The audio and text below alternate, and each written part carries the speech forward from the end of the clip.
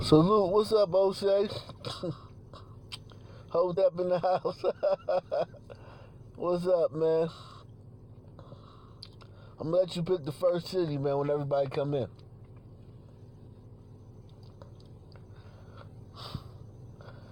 I'm gonna let you pick the first city. You tell me the first city you wanna go to, bro.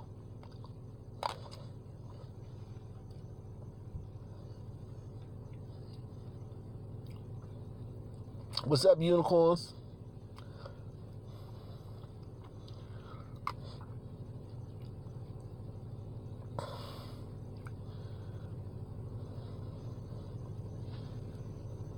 Whole lot to talk about tonight, man. Whole lot to talk about tonight, man. What's up, everybody? Whole lot to talk about tonight, man. Give me a city, somebody. What's going on, Blank Slate? What's crack-a-lacking, man? What's cracking?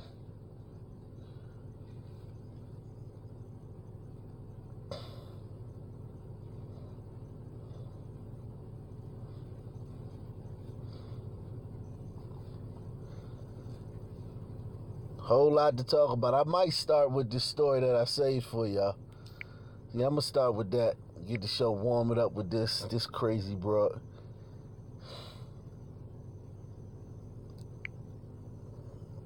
Warm it up with this. Warm it up, Chris. We'll warm it up with this.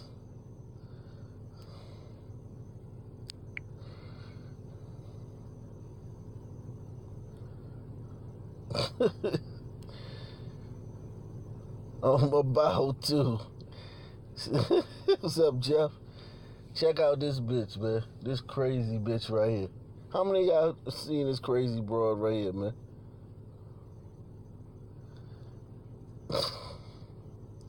She ain't done, man. Her 15 minutes ain't done, man. Her 15 minutes is not done, man. I'm about to show y'all. Her 15 minutes, she ain't done yet. She gonna milk this joint for everything it's worth. Hold on. Let me show y'all the original video of this crazy broad. Let me see if it is good.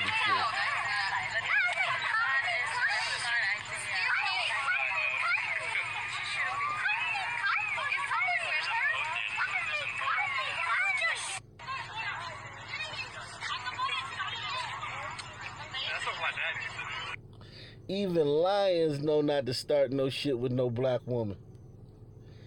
Even a fucking lion know, like, look. The lion looking like, damn. I don't know about this one. That motherfucker done eating fucking female hyenas. Done eating cheetahs. Done taking down water buffaloes. He like, I don't know about this one, though. Look at him. I ain't never seen a lion contemplate like that. Lions just go off instinct. This lion actually had to be like, yo, I don't know about this one.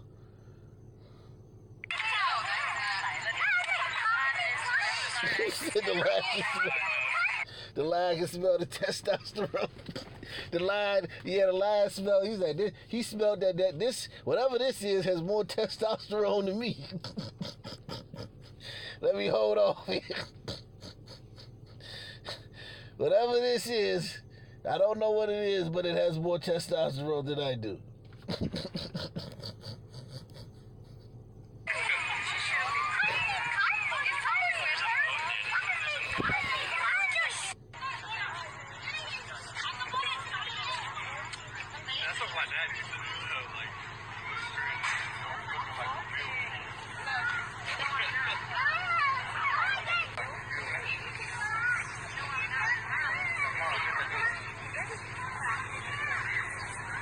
Wow.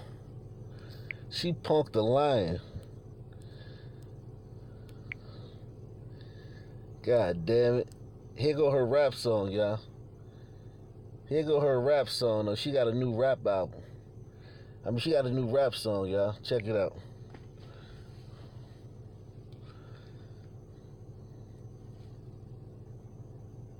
They take more than one ISIS to defeat me. I am 15 Cleopatras, believe me. I am H in the stairs. Picking all that no days it is.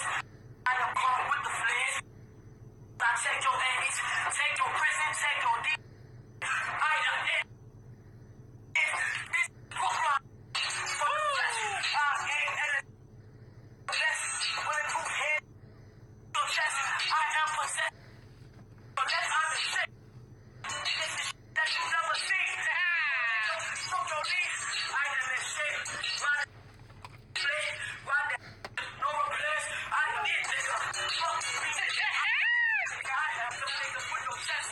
This is what they did. This is what they saw. This is what they did. I am fucking the world with. I said the food step with a deal. 189 a month. Give a deal. They go good play. Multiple means. Multiple food steps. That's Section 8 karma. I'm a food step, baby. The law man, that norma. Section 8 karma. Daddy karma. Yo llama. This your Tommy. Woo! I said it's broken. You mean y'all bitches shook it. I say dream. I am Big Maya. You mean straight out of Brownsville and Ocean Hill. Take your dreams, flood your life. Your dream. I am Maya, Queen Empress Maya Laree, Israelite. Your dreams.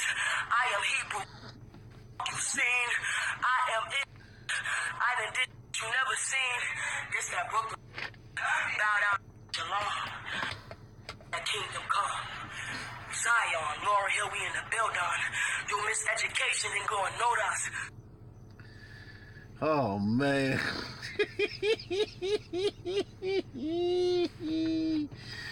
Oh, my God, man. Oh, Lord. Oh, my God. What's up, Vlad? Yeah, she was very, very passionate, man. Oh, my God, man. She said she a Hebrew Israelite. She live in Harlem. She was claiming she lives in Harlem. Her name is Queen, and she was repping Brooklyn. Queen Empress Maya Laree Israelite. I wonder if the black. I ain't even gonna put that on the Israelites, man, unless they co-sign it, man. I ain't even gonna put that on them brothers like that, man. Unless they co-sign this, bro, then I'm gonna be like, yo, I don't know, man. If they co-sign this broad, man, they might co-sign her though. He said, what I spent, man, I would, man, 3 o'clock, let's say 4 o'clock in the morning. After parking lot pimping, nothing coming through.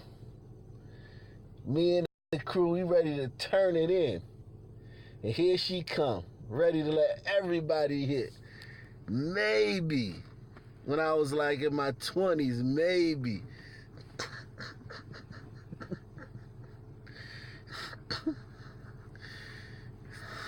No way I would hit that before 4 a.m. Before 4 a.m. or after 6 a.m. It's a little window between 4 a.m. and 6 a.m. where I would hit this. 4 a.m. and 6 a.m. Salute, LW. LW with the $15 donation. Also, you guys know we also take Google Pay. Google Pay. My Google Pay is just Akintunde Nation. Akintunde Live 2 at gmail.com is my email. Akintunde Live 2 at gmail.com if you don't have PayPal. We also accept Google Pay. Salute, LW.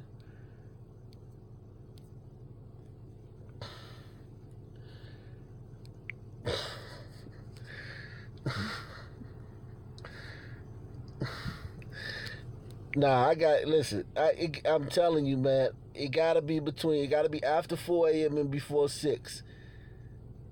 And it gotta be on a night like where nothing came through. Like, nigga ain't getting no numbers at the club. Nothing came through. Parking lot pimping struck out. Nothing came through. I mean, there was absolutely no option. Nigga ain't got no girls, called up all the little side joints. None of them was answering the phone. Then I would have to be with a bunch of dudes. Salute, Jeffrey. I would have to be with a bunch of dudes, man. I wouldn't pick her up in my car by myself. I would have to be with the homies. She not scared of a lion, yo. You gotta understand, yo, something wrong with this bro. This bro's not. Listen, do you understand? I'm afraid of squirrels, man. I ain't even gonna lie to you, man. I'm afraid of mice, little mice. I'm terrified of mice, man. A little teeny mouse will have me jumping on the table. I'm terrified of centipedes. A centipede, man, shit. A centipede, I fuck around and shoot a centipede with a sawed-off shotgun. I'm terrified of fucking mice, centipedes. I'm cool with roaches. I grew up with roaches, so I ain't scared of them. But yeah, this bitch ain't scared of a lion. This bitch is not even afraid of a lion. Just think about it, man. Think about that, man. How she wired. Her edges need work, man. Shit. This bitch got... Look at this shit. This bitch is wired differently, man. She wired differently, man. I couldn't be alone with this bitch. We would have to be running a G. It'd be me and like 8 niggas just in case this bitch act wild. We could subdue her ass.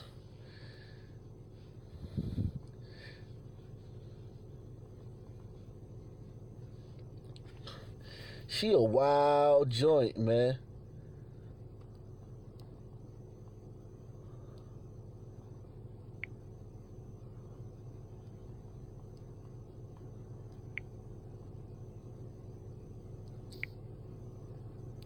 Her crazy ass. Told me now she gonna have a rap career. Watch out, Cardi B and Nicki. She got a rap career now.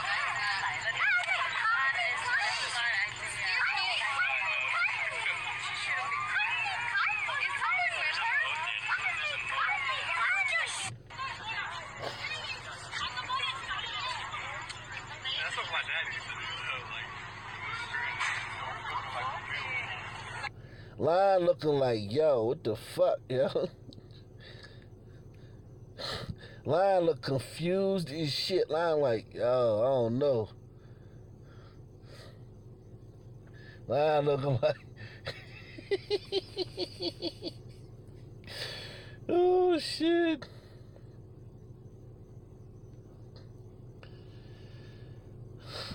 I don't even think it would be worth it. Yeah, I don't think no interaction with this chick would be worth it. Okay. Put the email in my about tab. I don't know what that means.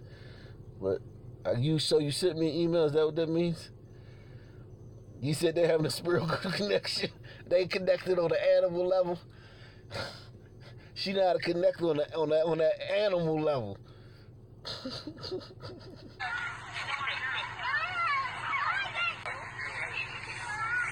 She twerking for a fucking lion. She twerking for a lion, y'all.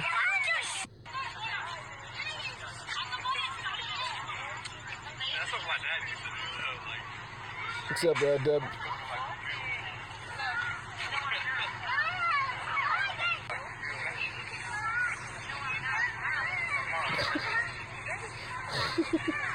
What's up, Blue? Listen, this broad is guaranteed to milk her 15 minutes of fame. She gonna milk this shit, yo. She got a new rap video out, y'all. They take more than one ice to defeat me. I am 15 Cleopatras, but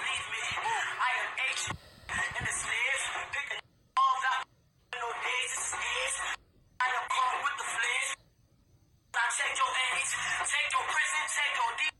I am it. This Brooklyn. From the flesh. I am at the best. Bulletproof head. Your chest. I am possessed. But that's I'm the shit. This is that you never seen. From your knees. I am the shit. Ride that. No replace. I am it, nigga. Fuck you, nigga. I have the nigga for your chest. This is what they did. This is what they saw. This is what they did. I ain't conquering the world with. I said the food step with a deal. 189 a month. Give a deals. Couple nigga gunplay. Multiple means. Multiple food steps. That's Section 8 karma. I'm a food step, baby. The lawman that Dharma. Section 8 karma. Daddy. Karma. Yo, llama. This Tommy. I said it's Brooklyn. You mean y'all bitches shook it? Say dream. I am Big Maya. You mean straight out of Brownsville and Ocean Hill. Take your dreams, flood your life. Your dream. I am Maya, Queen Empress Maya Laree, Israelite.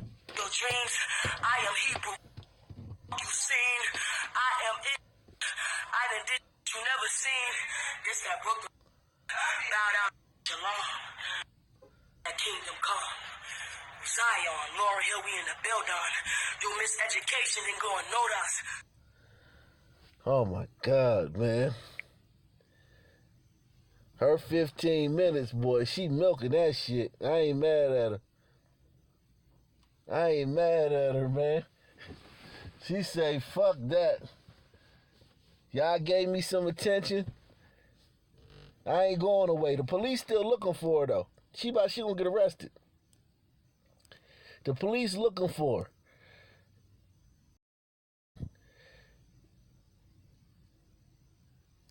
She's 32 years old.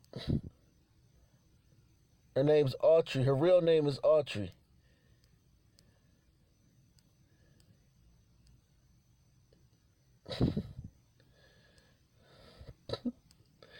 They tried to write down her lyrics.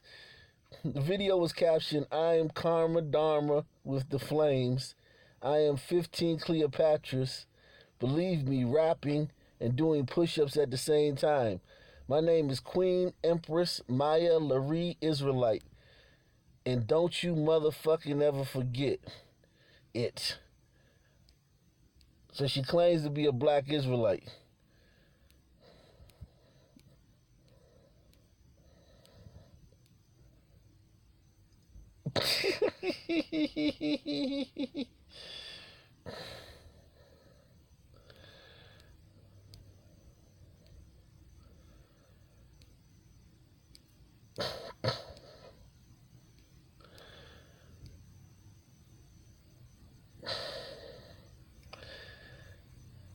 Oh my God.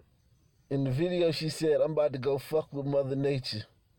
After visiting the zoo, she spent some time in Times Square and even posed for a photo with officers from the New York Police Department.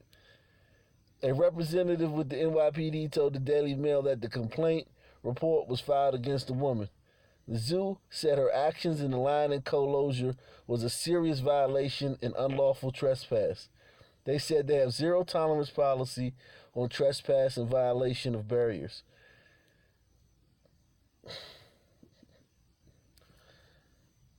What she look like here, fellas? Honestly, would you hit? Hit one if you would hit. One if you would hit, man.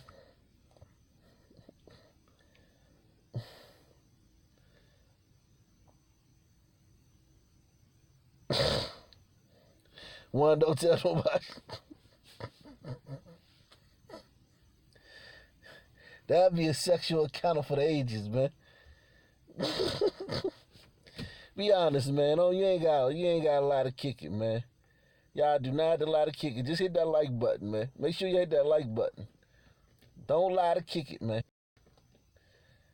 Just tap that like button, man. She looks like your family, man. Nigga looking for an excuse, so you ain't gotta hit it. That broad, man. Look at her posing with the goddamn police and shit. They ain't know she was wanted. She off the chain, man. Them police ain't even know she was wanted. That's right, Tony B. Tell him, man. She tap that thing, man. Stop being a... Oh, salute to O'Shea, 2 donations, man. Salute to you, bro.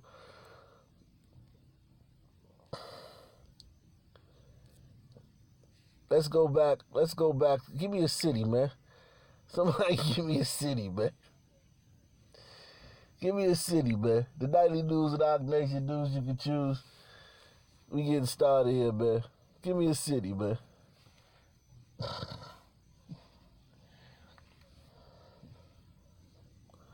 Africa. You can say Africa.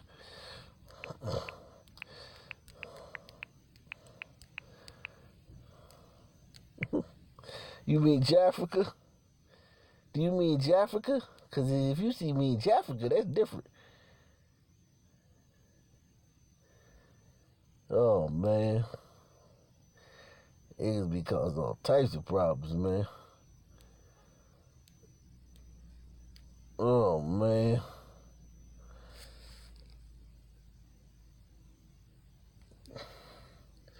Niggas problematic. It's funny that niggas use that word problematic so much when ain't nobody more problematic than them. Your behavior's problematic. Problematic. And they the most problematic motherfuckers on the planet. Thank you for making Home Furniture one of the top 100 furniture stores in America 13 years in a row. To our many customers throughout the years and our entire Home Furniture family who are here for you, we say thank you. Home Furniture Plus Bedding. There is a criminal investigation tonight into whether bullying led a 13-year-old to commit suicide. The Westdale middle schooler was found dead inside of his home in Baton Rouge this week. As Chief Investigator Chris Nakamoto reports, an incident investigation at the school days before his death is now at the center of that criminal investigation. 13-year-old Trey Tyson is dead. The child, once so full of life, was found hanging inside his home. His death now surrounded by a criminal investigation headed up by the Baton Rouge Police Department to determine if bullying caused it. It's extremely rare. East Baton Rouge Parish School Superintendent Warren Drake says the news of Tyson's death rocked the school and his family. Well, I've sent a risk management person and 2 HR people to the school today to just interview teachers, to interview administration. We want to make sure we cover all bases and get to the bottom. We want to find out what happened. Exactly what's been going on is also the focus of an investigation by the school system. We need to get to the bottom of it. In his 45 years in education, Superintendent Drake says this is the second suicide that he can ever recall. Coroner Bo Clark confirmed suicides by teens under 15 are extremely rare. Since 2009, only 10 children in East Baton Rouge Parish between the ages of 10 and 15 have killed themselves. It's why this case is one of the most disturbing his office has had to handle. Multiple sources have told the WBRZ investigative unit there was an incident last week with the same child who committed suicide. Those sources are saying another student here at Westdale Middle cut that child's hair. A complaint was filed, but the school system said that they could not. So now we have a case where a kid's hair was cut for real. Now we got a case where a kid's hair was cut for real. But why did this not make national news? Can anybody tell me why this didn't make national news? Anyone?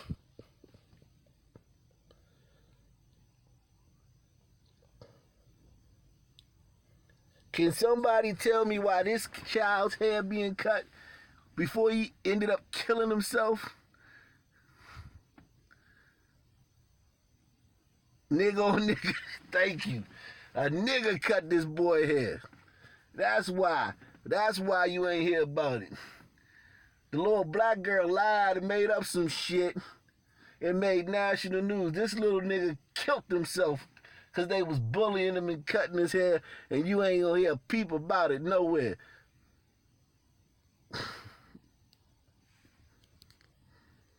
disturbing his office has had to handle. Multiple sources have told the WBRZ investigative unit there was an incident last week with the same child who committed suicide. Those sources are saying another student here at Westdale Middle cut that child's hair. A complaint was filed, but the school system said that they could not release too much information on it, but they did confirm it happened. It was a playful situation in a classroom that was sort of going back and forth.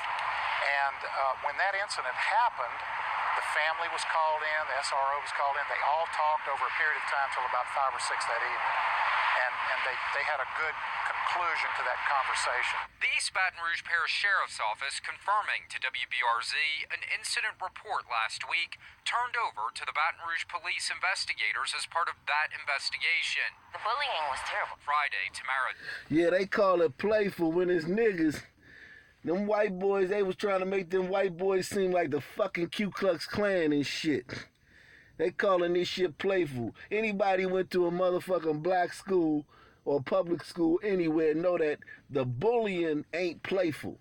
Yeah, there's some playful shit, but ain't nothing playful about a nigga bullying you or some niggas bullying you. Ain't nothing playful about that shit.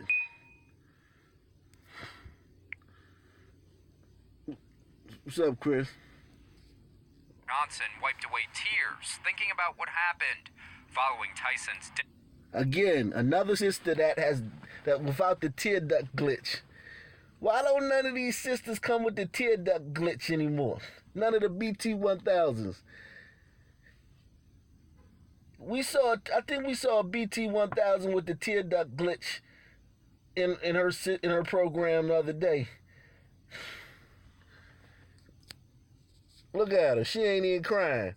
The boy dead and she ain't even crying. Part of that investigation. The bullying was terrible. Friday, Tamara Johnson wiped away tears, thinking about what happened.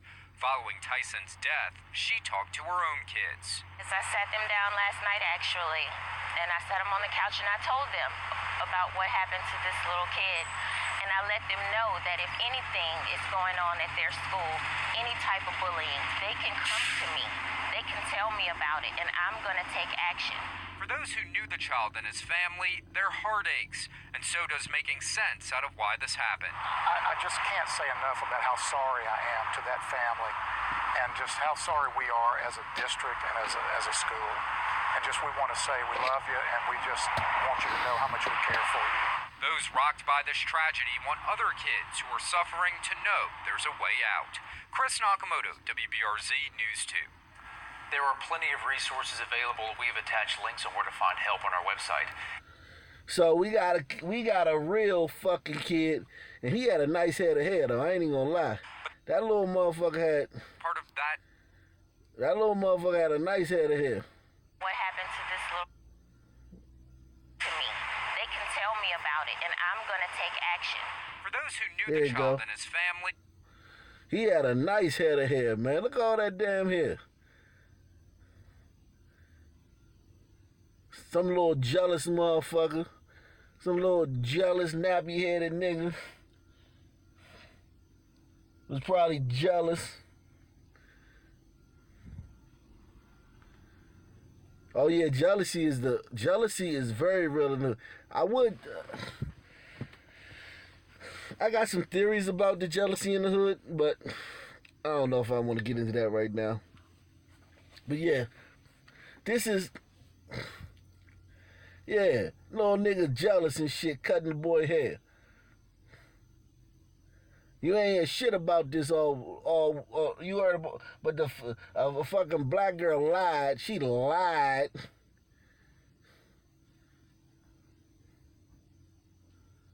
She lied and shit.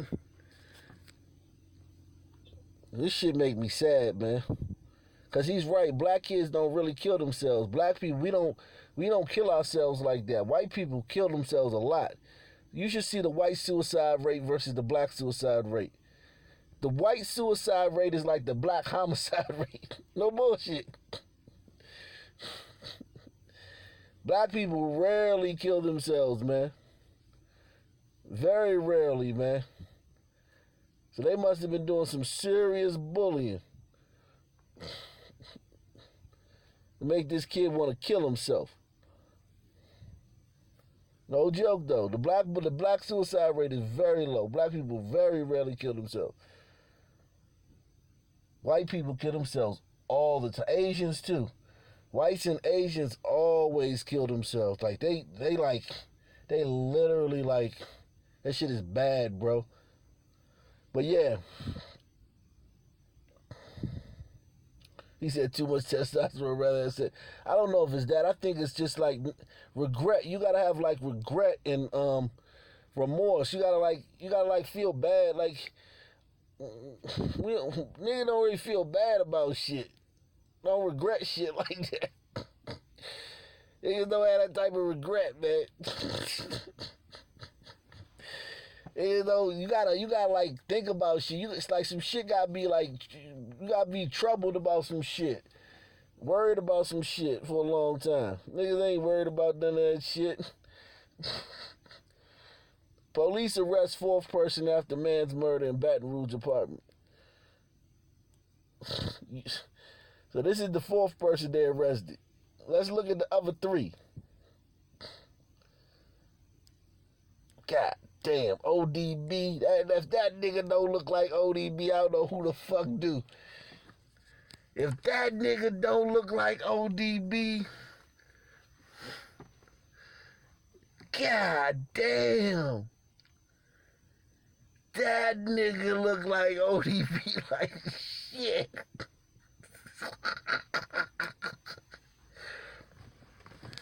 God damn.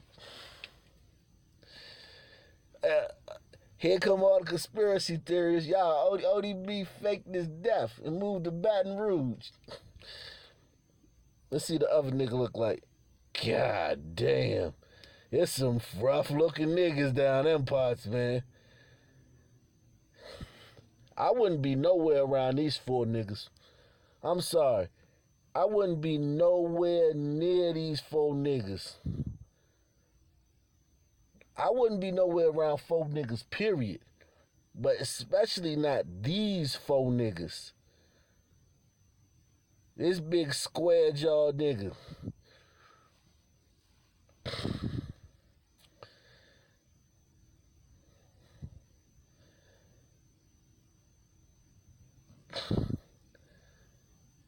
God damn.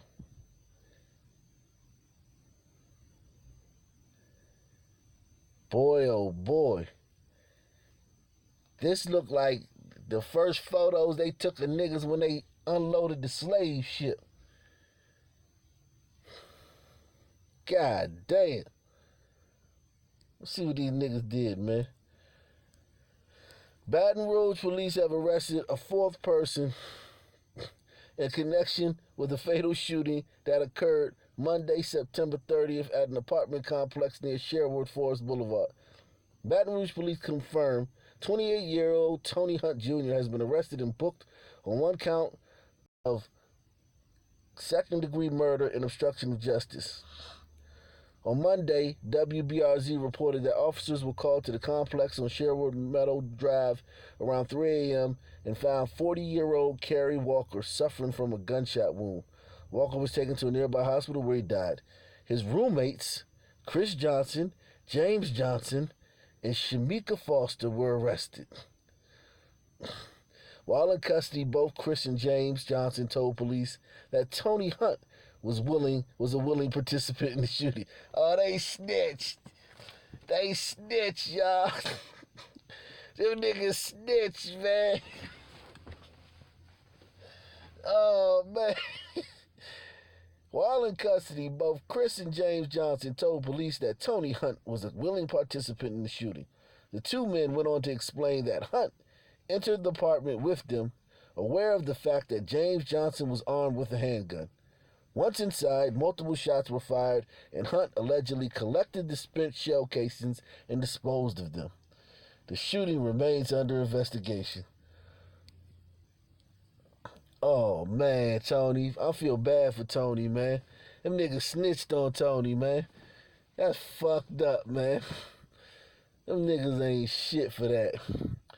Who snitched? James Johnson and Okay, Chris Johnson. These two niggas ratted on him, man.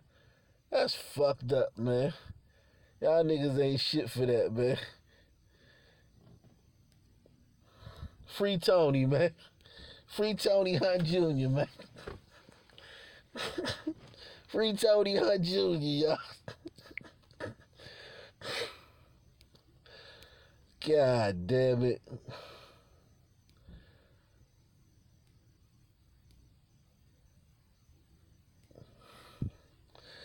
The Nightly News with Ox Nation News, you can choose the only interactive news program on YouTube. You can support the channel via PayPal or Super Chat. Dateline, Baton Rouge. Oh, man. This nigga Tyrone Butler. What you do, Tyrone? Police arrest suspect in connection with murder of teen near Prescott Road Food Mart. Now, one thing I'm going to tell y'all, man. When I hear about teens getting killed in the community, I feel bad because they're young, but I don't, man, listen, I got to find out what that little nigga did first, man, before I feel bad. Because these little motherfuckers be wildin', man. I ain't just gonna feel bad because you a teenager. Fuck that shit. So 33-year-old Tyrone Butler Jr., in connection with the murder, they arrested him. At the time of the murder, he was seen in possession of a firearm. He was booked second-degree murder and illegal use of a dangerous instrumentalities. The incident was reported shortly before 1 p.m. on Prescott Road, just outside of the food mart. 18-year-old Jericho Selman. So he killed 18-year-old Jericho Selman. Yeah, man, I listen, man. These little motherfuckers be wildin', man.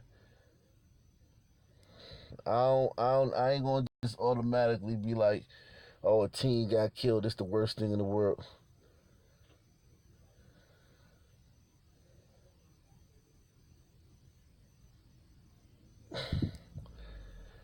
Baton Rouge giving us a lot tonight, man. God damn. The Nightly News with Ox Nation News, you can choose. I'm going to get to y'all emails later on. The Nightly News with Ox Nation News, you can choose. Dateline.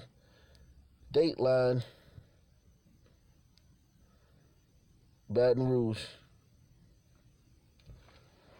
That young boy tapped his girlfriend. Young boy was probably running his motherfucking mouth. Trying to be hard and The Baton Rouge shit. neighborhood is working to get their community cleaned up, and they're hoping their hard work will catch the attention and manpower of City Hall. Here's Action Jackson. Folks from the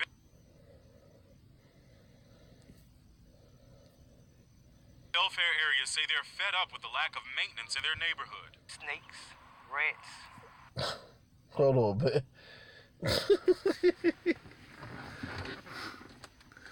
What you niggas talking about, man? A Baton Rouge neighborhood is working to get their community cleaned up, and they're hoping their hard work will catch the attention and manpower of City Hall. Here's Action Jackson.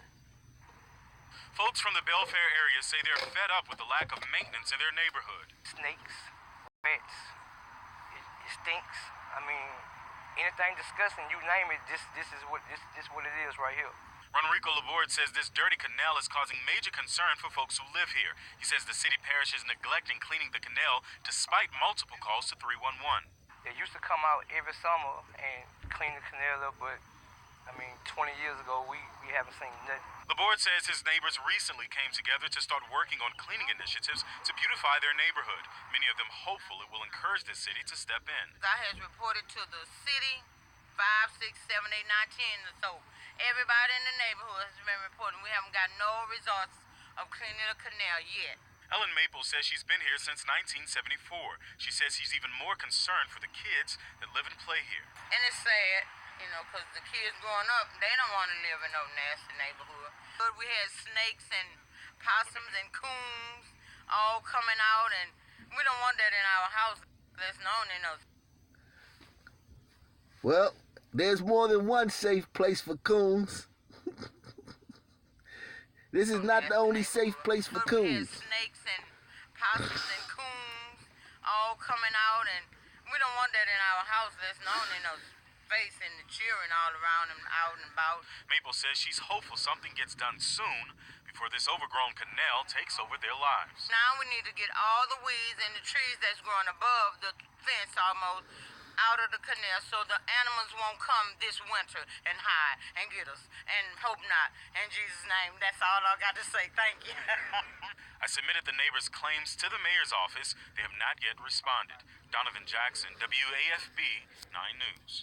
And actually, just before this newscast, we did hear from the mayor's office, who told us that they will address the canal situation. How many of y'all think the mayor gonna address the canal situation? Hit one if you think the mayor gonna address the canal situation.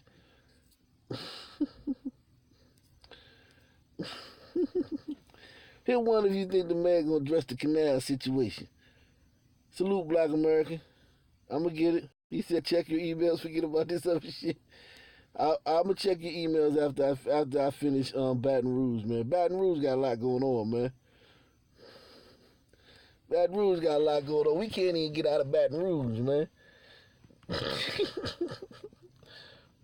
We can't even get out of Baton Rouge, man. This nigga done shot his father, man. You niggas say you need more fathers in the community. I thought you niggas said you needed more fathers in the community.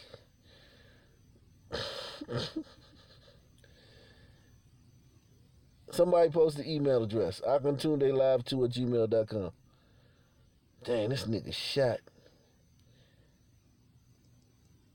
He 33. He shot his father. Wow. The father gonna survive though.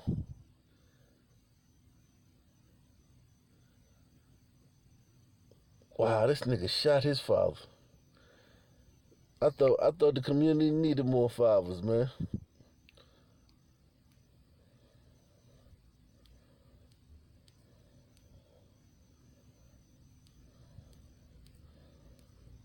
Damn. Baton Rouge, man. Baton Rouge was good to a nigga, man. Salute to Baton Rouge, man. Baton Rouge was good to a nigga, man. Baton Rouge was good to a nigga, man.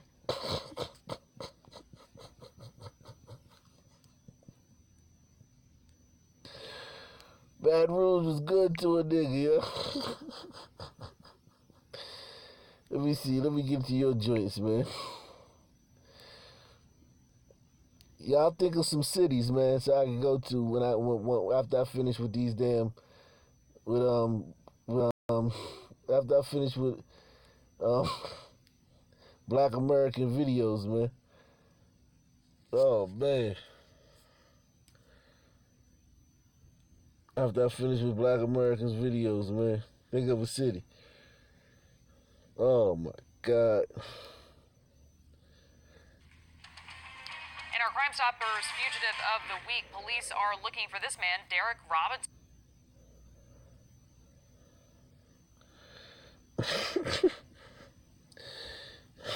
He's accused of hitting someone over the head with a shovel over an alleged... Hold on, what? In our Crime Stoppers Fugitive of the Week, police are looking for this man, Derek Robinson. He's accused of hitting someone over the head with a shovel over an alleged money dispute. Robinson faces theft and aggravated second-degree battery charges. Call Crime Stoppers at 344-STOP if... All he did was hit somebody over the head with a shovel, man. That's the best you got, Black American.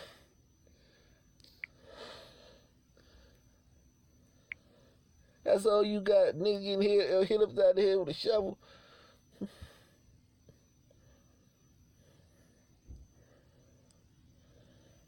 All right, this looks promising.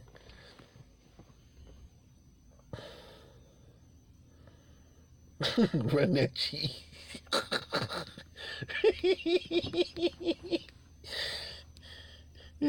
Shit. God damn. These dangerous little niggly bears, man. These dangerous little niggas, man. Little black kids dangerous, man. And now to a crime crime tracker alert. Juveniles with guns. Juveniles. They call them niggas juveniles. The motherfuckers ain't juvenile. Them motherfuckers Satan stuff. Tornadoes can happen anytime in Middle Tennessee. The tornado actually hit our house. We took a direct hit. Stay prepared with the News 2 Weather Authority. Juveniles, People to be man. aware. Be prepared. The News 2 Weather Authority team. Local coverage you can count on. Juvenile, man. A popular tourist area in North Nashville. In this That's right. It's no doubt a very popular tourist spot. Inside there are distilleries, a winery, and multiple retailers that draw people from all over the country. But what happened inside this building upstairs on Sunday afternoon is hard to believe. It was broad daylight. Sunday afternoon around 1:30. They're obviously 14 to 16-year-old kids. You see 5 juveniles enter upstairs at Marathon Village, the old Marathon Motorworks car factory. It's basically a living museum for that car factory. The juveniles make themselves at home in the venue for the next 2 hours, and when they notice the cameras, some of them get right up into it and flick it off. They then go on to tear a historic display off the wall, attempt to break a sculpture, throw what appears to be fireworks on the ground, and in between, tourists and employees walk right by. I'm disgusted with what... Man, niggas are just terrible people, man. I don't know what state is this, Black American. What state is this, Tennessee? Tennessee is not all black. You got Memphis, and you got Knoxville, you got Nashville, you got Chattanooga, you got places where you got a lot of Negroes. Tennessee is not all black, but it's mostly black. I mean, mostly white. It's not all white, but it's mostly white. Niggas just come and fuck everything up. Like, they didn't come in there and, like, rob the Jew. They just came and fucked the shit up. Their whole aim was just this destruction. They had no other point of being there but to destroy things. And he was disgusted, goddamn racist. How dare you be disgusted? Why would you use that word for our babies? Why are you using words like disgusted to describe our babies? For 400 years, our babies have been called terms like disgusted.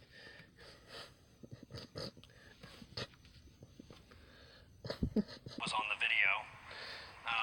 I just got to start from the beginning to set the stage. Like, it was a nice, pleasant afternoon.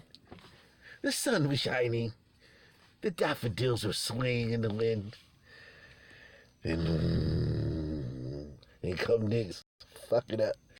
And now to a crime tracker alert. Juveniles with guns vandalize a popular tourist area in North Nashville. And this happened in the middle of the day, and it was all caught on camera. Stephanie Langston is live outside Marathon Village with the video and the story. Marathon continues. The marathon continues. That's right. It's no doubt a very popular tourist spot. Inside there are distilleries, a winery, and multiple retailers that draw people from all over the country. But what happened inside this building upstairs on Sunday afternoon is hard to believe. It was broad daylight. Sunday afternoon around 1:30. They're obviously 14 to 16-year-old kids. You see 5 juveniles enter upstairs at Marathon Village, the old Marathon Motorworks car factory. It's basically a living museum for that car factory. The juveniles make themselves at home in the venue for the next 2 hours, and when they notice the cameras, some of them get right up into it and flick it off. They then go on to tear a historic display off the wall, attempt to break a sculpture, throw what appears to be fireworks on the ground, and in between, tourists and employees walk right by. I'm disgusted with what was on the video. I really haven't seen anything like that before from kids. The most shocking video is when they are seen playing with guns. They take turns pointing the guns at each other aggressively, and it appears as though they are role-playing hold-ups. There were 3 guns on at least. These niggas were role-playing hold-ups in a museum. Imagine what these niggas would do in a dark alley or a vacant building. If they would do this in a fucking museum. Put that into perspective. This is how they're behaving in a museum.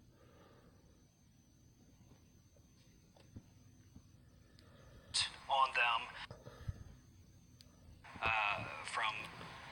from kids. The most shocking video is when they are seen playing with guns. They take turns pointing the guns at each other aggressively, and it appears as though they are role-playing holdups.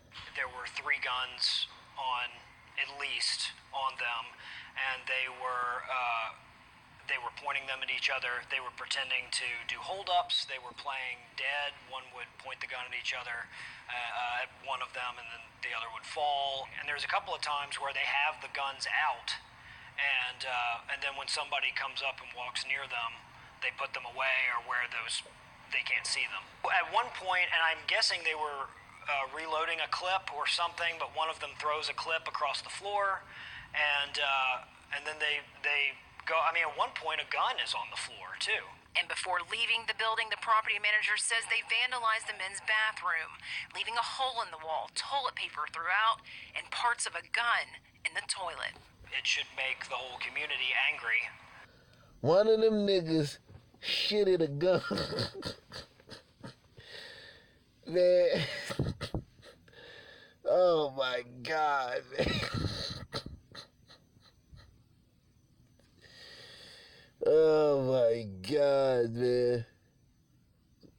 See, I wasn't this bad when I was a kid. I wasn't like these motherfuckers. I was like a tier below these guys.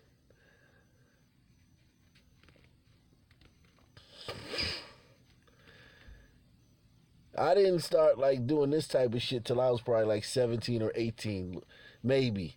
But even then, I was a tier. But these guys are 14 years old doing this shit. These guys are fucking, goddamn. He said they're Haitians.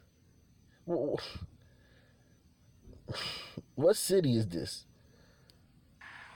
In terms of, what they feel like they can get away with.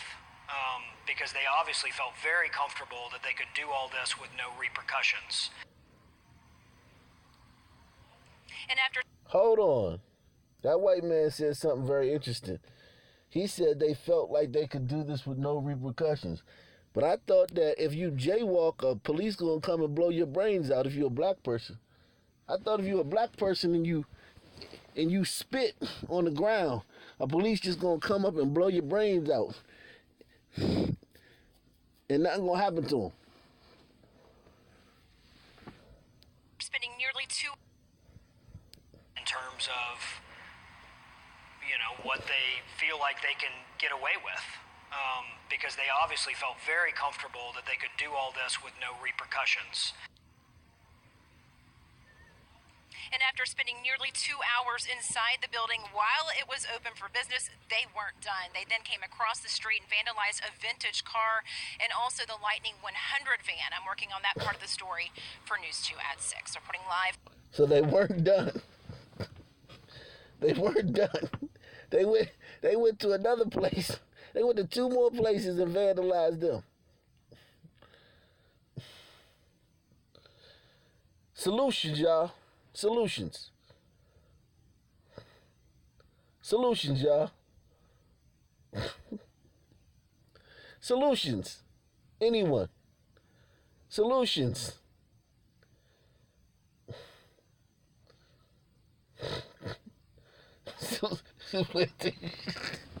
Solutions, y'all. Because they say we don't talk enough about solutions here. Solutions, y'all. Everyone hit the like button, too. Somebody snitch and tell me how many likes we got. Solutions, y'all.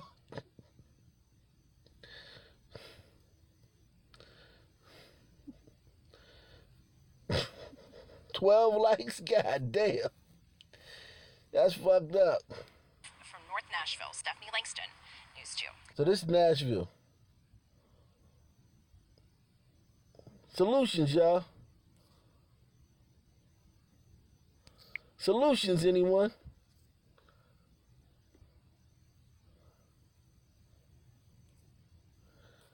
Oh yeah, solutions. Let's check out Adrian Broadnax wants to show his dreads off. Let's see. This is Adrian Broadnax.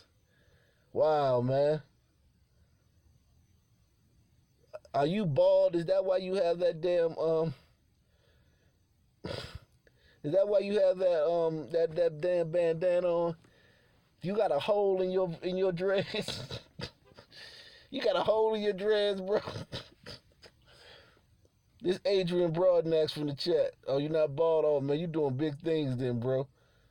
You the GOAT for that, man. You the GOAT for that, man. That's an achievement, man. I got a full head of hair, but I could never grow my dreads past my fucking ears, man. I used to get bored. I used to get tired, man. That shit take too long.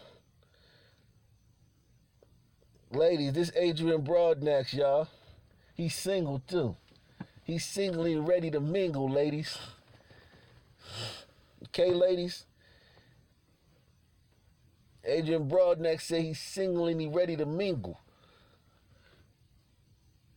He said, which one of y'all want to rub y'all fingers through his dreads? Let him tie you up with his dreads.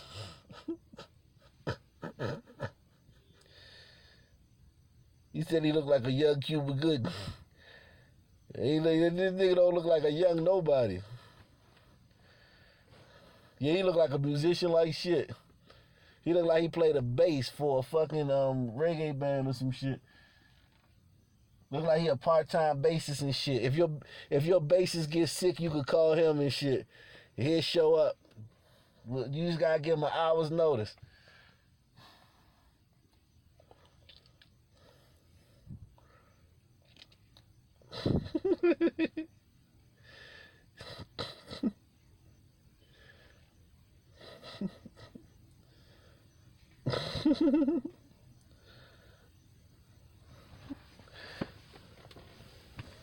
That dude look like an 80s album cover and shit. Look like an 80s album cover.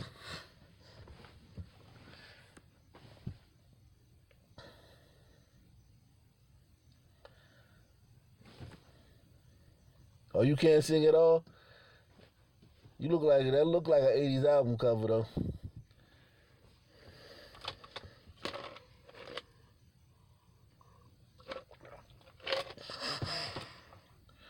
Smoke much bud. That's right. That's right, bro. Adrian St. Jock with his new hit single.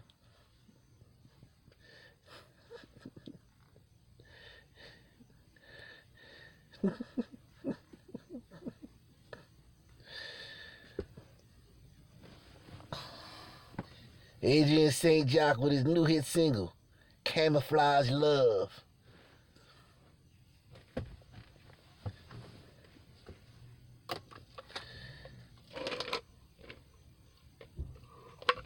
The way of a woman.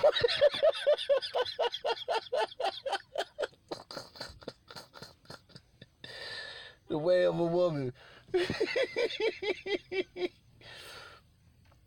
Oh man, that's funny, man. Oh man, y'all terrible. Oh man, but damn, bro. God damn, what the fuck, man? The nightly news and Ock Nation news you can choose. Oh Lord, 4 more niggas. God damn, they be scooping these niggas up. They be scooping these niggas up by like. How many fucking niggas is it out here like that? It's scary. Memphis police have made an arrest in an attempted carjacking that left a grandmother dead. Good evening, Joe Birch. And I'm Joyce Peterson, in tonight for Kanji. Memphis police say the suspects were in a truck that had been... Hold on, man. The fuck? How many niggas is it like this, yo?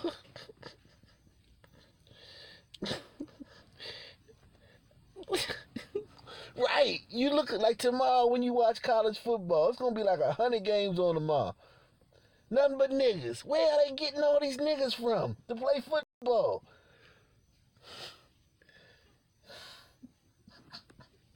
How is there any niggas left to go to Alabama and LSU? And Clemson? How is there any niggas left? Tonight, Memphis police have made an arrest in an attempted carjacking that left a grandmother dead. Good evening, I'm Joe Birch. And I'm Joyce Peterson, in tonight for Kanji. Memphis police say the suspects were in a truck that had been stolen that very same night. WMC Action News 5's Janice Broach is live with how officers made this bust. Janice. Well, the crimes are brutal and frightening, and one woman is dead. Police moved quickly to capture the suspects, one who is here at 201 Poplar. 18-year-old Dewante Jaycox is in jail, charged with first-degree murder and carjacking in a series of crimes that began days before Thanksgiving on Isabel in the Berkeley area. The victim, who did not want to be identified, told me he was sitting in his F-150 talking on his phone with his mother. The man told me while he was talking on the phone, he heard a very loud banging on the passenger side door, and then he saw a man holding a rifle pointed right at his head. The man said then he heard a loud knocking on the driver's side of the door and someone pointing a pistol right at his head. He said he looked down, remained very calm, said, "I'm not looking at you. I cannot identify you." He held his wallet out, said, "There's cash in the wallet. Take this. My phone's inside. I'm not looking at you. I can't identify you." And then he held his hands up and walked off. 30 minutes later, those suspects, police say, were involved in a deadly attempted carjacking just 2.5 miles away. To take somebody's life just for that, is very shocking. Marlene, who only gave her first name, lives on the corner where a neighbor a street away was shot and killed during that attempted carjacking. Some of the shots went through her front door. Belinda Humphreys, a grandmother of 9, was with her husband at a stop sign at Truman and Ozanne, not far from their home. Her husband, Larry, told police the men tried to open the doors of his F-150. The doors were locked, and one of the men started shooting, killing Belinda. They got away in the first victim's truck. Could you imagine if some white kids did this to a black person, a black woman? Could you imagine if this story was just reversed? Just imagine.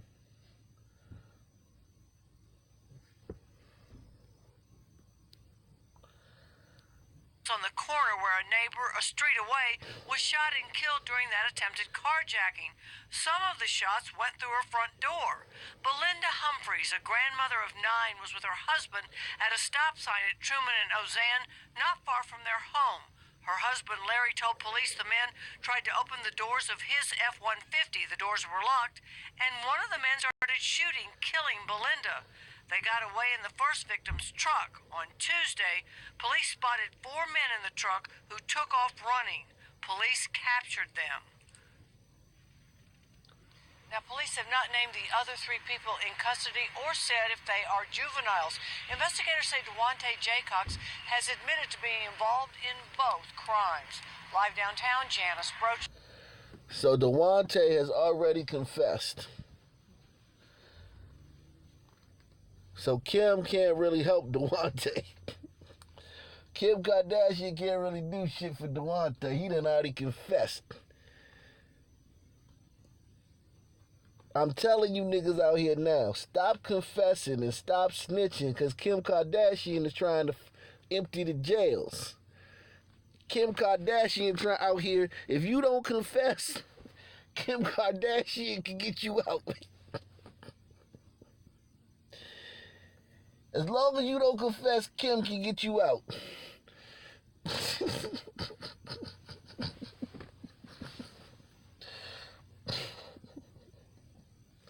These little niggas don't know, man.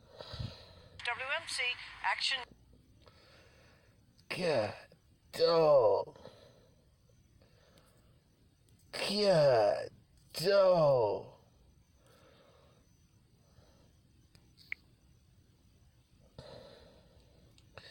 Yeah, Kim is the shit. She getting niggas out. She getting niggas out left and right. Damn. I did the one at the Houston gas station. I did that one last night. already did. I'm gonna post that video later on. The Nightly News with Rock Nation News. You can choose the only interactive news program on YouTube.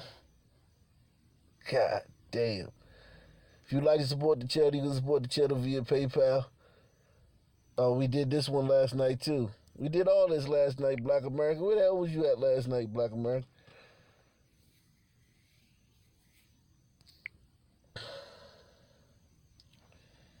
Damn, bro. All right, give me another city. Somebody give me another city, man.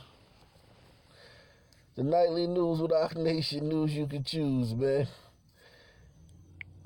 God, dog. Damn, Black American. You found some good shit. You found some good niggatry, man. That was some good niggatry right there.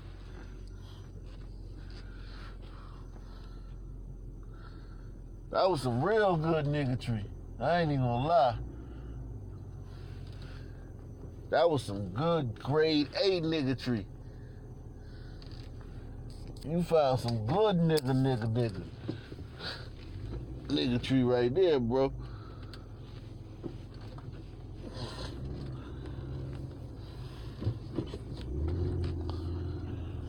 St. Louis, y'all. Y'all love St. Louis, man.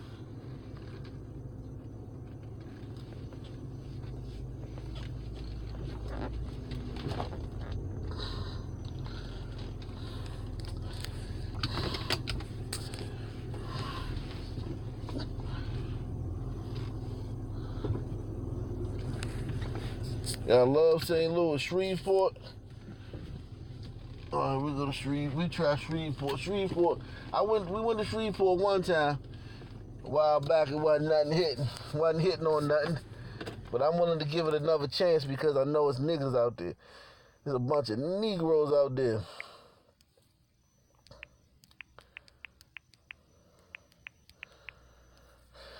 Oh my God, these niggas, man. Oh God. Oh my God.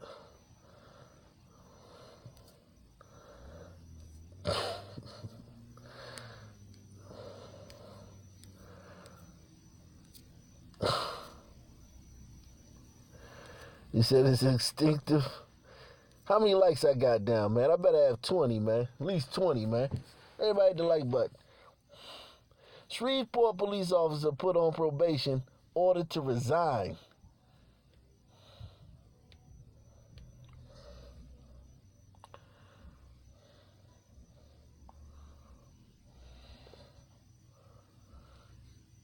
In connection with robbery, suspect's eye injury.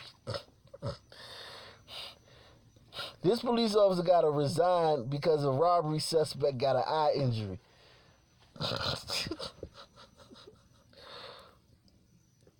Oh my God. This nigga's name is Lamario Dion Hobbs.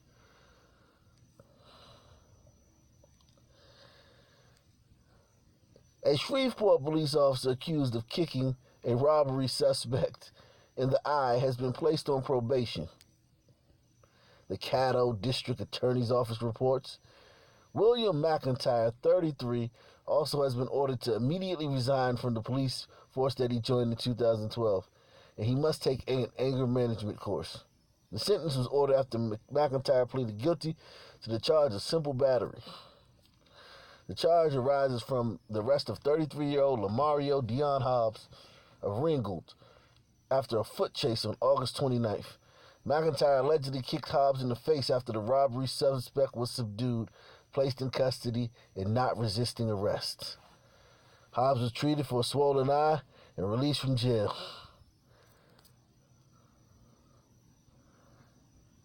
Hobbs also faces charge of resisting an officer and was arrested as a parole fugitive. So this nigga was on parole, on the run, had warrants out, robbed some shit, and because he got kicked in the eye during the arrest, the police officer got to fucking resign. Do that sound like white supremacy to y'all? What part of white supremacy is that?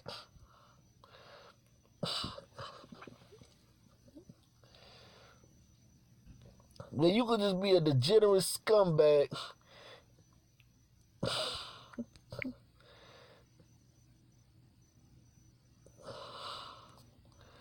Sound pretty fair to me, man. Sound like niggas getting a fair shake, man.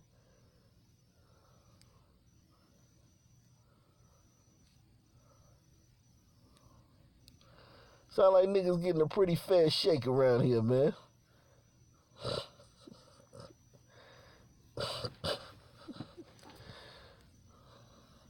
Loaded gun falls from backpack at Shreveport school. Student arrested.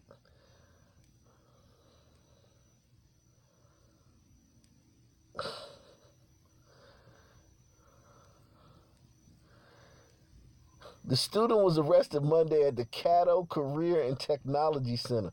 Yeah, right. Caddo Career and Technology Center, my ass.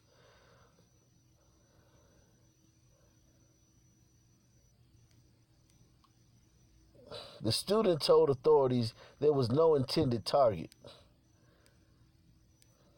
He just had that thing on him. I can dig it, man. It's rough, man. You don't know what the fuck was going on. He might have had some beef. Niggas fucking with him. Some niggas probably was fucking with him.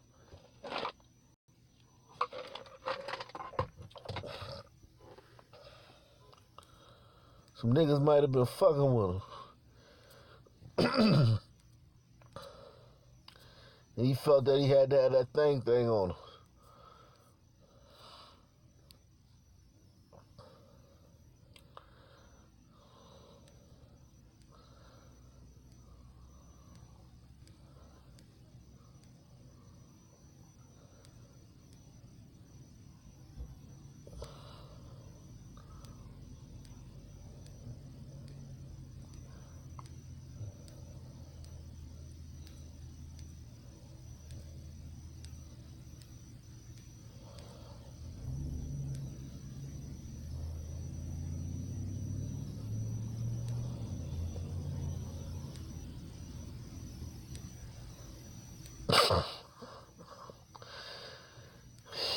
Every shooting suspect is black.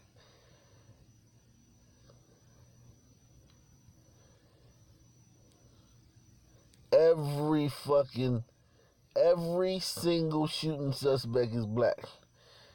What's up, Miller's Perspective? Everywhere you look, there's a Negro committing some crime too. Everywhere you look, there's a Negro doing some lying too. Nigga either doing a crime or lying. One of the two.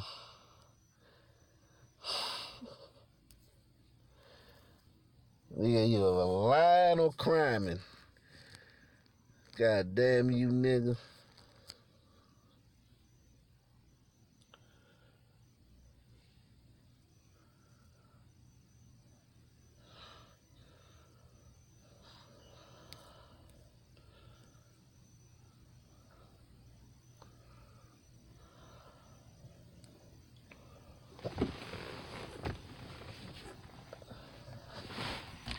Getting arrested for a crime you didn't commit. It sounds like a nightmare, but for one innocent local woman, that bad dream recently became reality when police software mistook her for a wanted criminal. Oh my God. And as KSLA Chief Investigative Reporter Stacey Cameron tells us, oh my God. Oh my God. Oh my God. Oh my God. Getting arrested for a crime you didn't commit. It sounds like a nightmare, but for one innocent local woman, that bad dream recently became reality when police software mistook her for a wanted criminal. And as KSLA Chief Investigative Reporter Stacey Cameron tells us, the new computer system making the mistake cost taxpayers millions.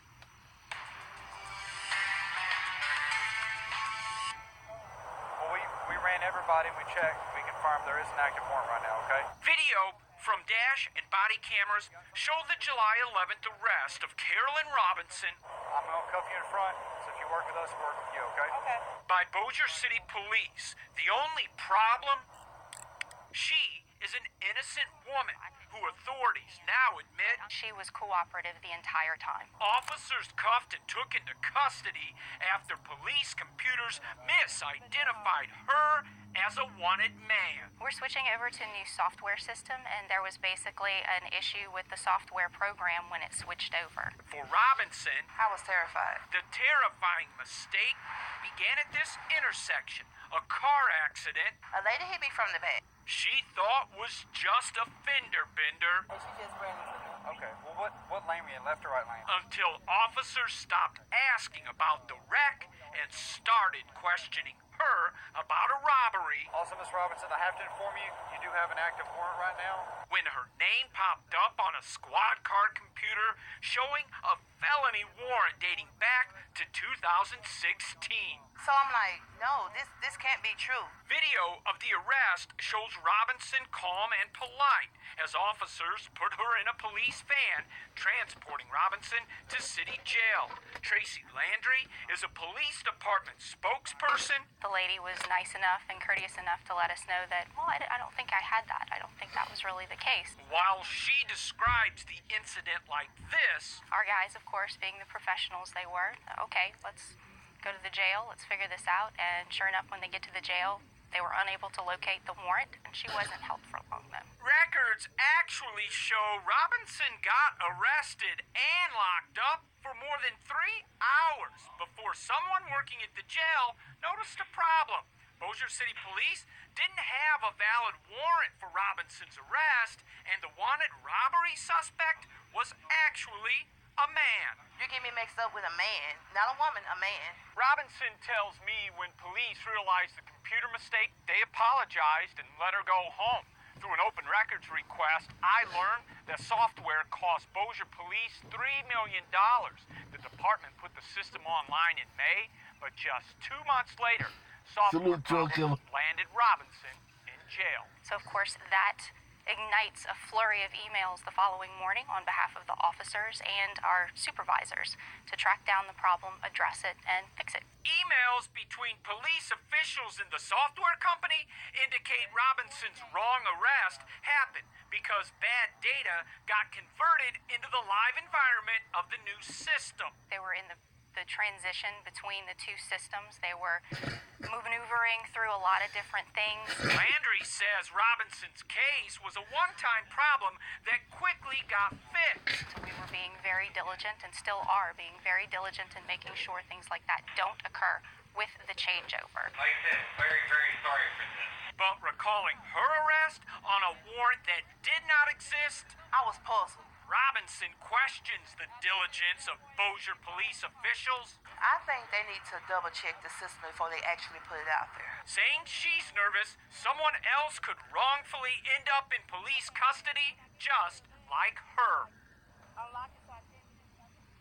Multiple sources inside the Bossier City Police Department tell me that new $3 million software system has been plagued with problems since the minute it went live in May. So after learning about Robinson's arrest, I filed public record requests seeking emails and text messages from high-ranking department officials to see if they knew something like Robinson's wrongful arrest could happen. But right now, the only messages the department's turning over are emails showing they're working to fix the problem. But citing privacy, privilege, and security concerns, police officials refuse to produce anything else, including text messages on city-issued cell phones. Our lawyers are now in the fight, but in the meantime, I plan to keep digging for answers. I'm KSLA Chief Investigative Reporter Stacey Cameron.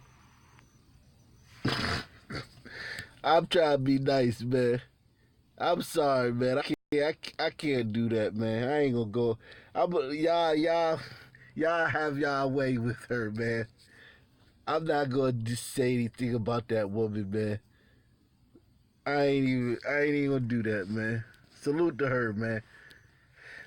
My only thing is that now every nigga who get arrested down there gonna act like it was a glitch. They gonna act like it was the software. Every single nigga. That's the only fucked up part about it.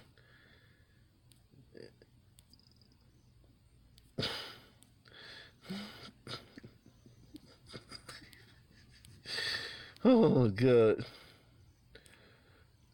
Oh my God. Lord have mercy.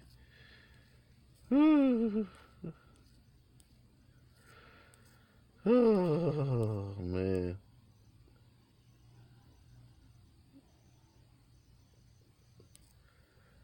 Oh man.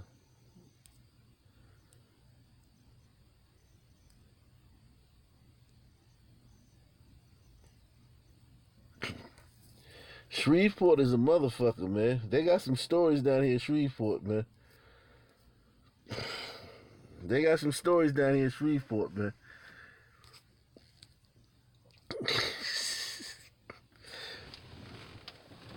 Man, somebody might see this years from now. I don't want nobody to see me talking about that big woman like that, man. She seemed like a sweet woman too. She was very cooperative. She didn't fight. She just went down to the station and cleared it out. And I hope she get paid. I hope that big woman get paid. And don't try to be funny and give her no gift card to Ruby Tuesdays or some shit. Pay her in cash.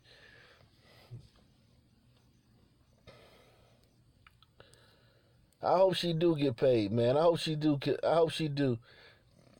something good happen for her, man. I hope she do, because she handled that very, very professionally. She handled that very professionally. I hope she do come out with good on that one. She seemed like a very nice woman, man. Salute, Cornelius. You have a chicken and fried rice. Salute, but what the hell is going on with this one, man? Shit. Mumbo sauce, man. Oh, Lord. I'm trying to see this white woman trying to get this nigga who killed her 2 daughters in the can, man. There we go. Starting to come up now. Any idea on the race of this nigga who killed these 2 white women? Any idea on the race? 1 for black, 2 for white, 3 for Hispanic.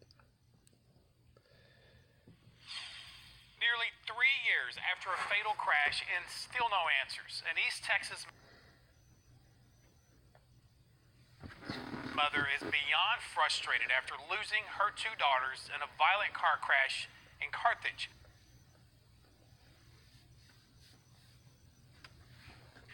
The case against the man charged with killing her children has yet to go to trial. Now this grieving mother is asking us, why is it taking so long? And tonight's KSLA Investigates, Christian Picos answers her cry for help and her prayers for closure. Hold on, let me start it. Nearly 3 years after a fatal crash and still no answers, an East Texas mother is beyond frustrated after losing her 2 daughters in a violent car crash in Carthage. The case against the man charged with killing her children has yet to go to trial. Now this grieving mother is asking us, why is it taking so long? And tonight's KSLA Investigates, Christian Picos answers her cry for help and her prayers for closure.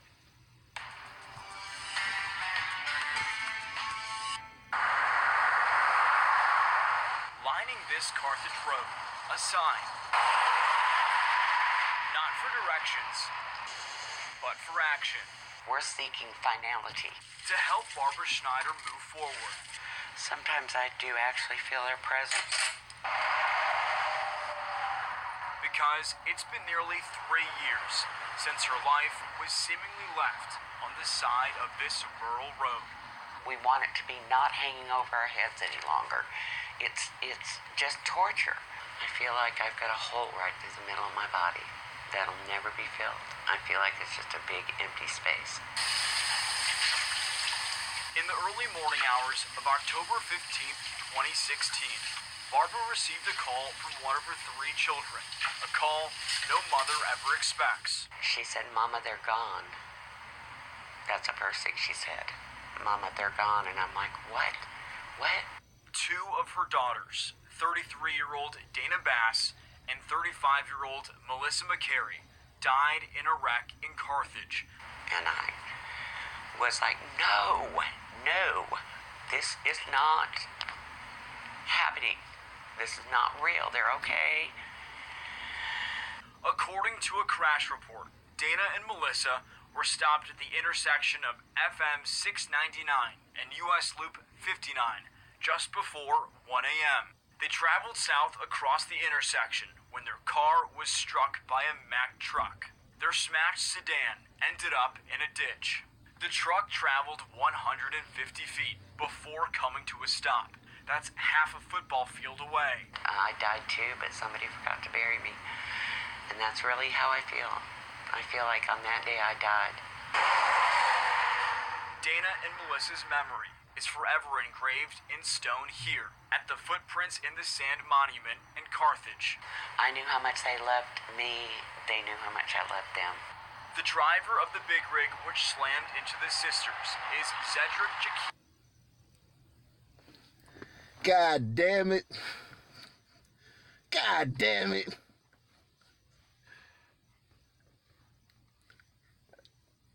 I was rooting for this not to be no Negro. Only reason I clicked on this story, I thought it was gonna be a white story. You know I'm trying to incorporate more white stories into the show.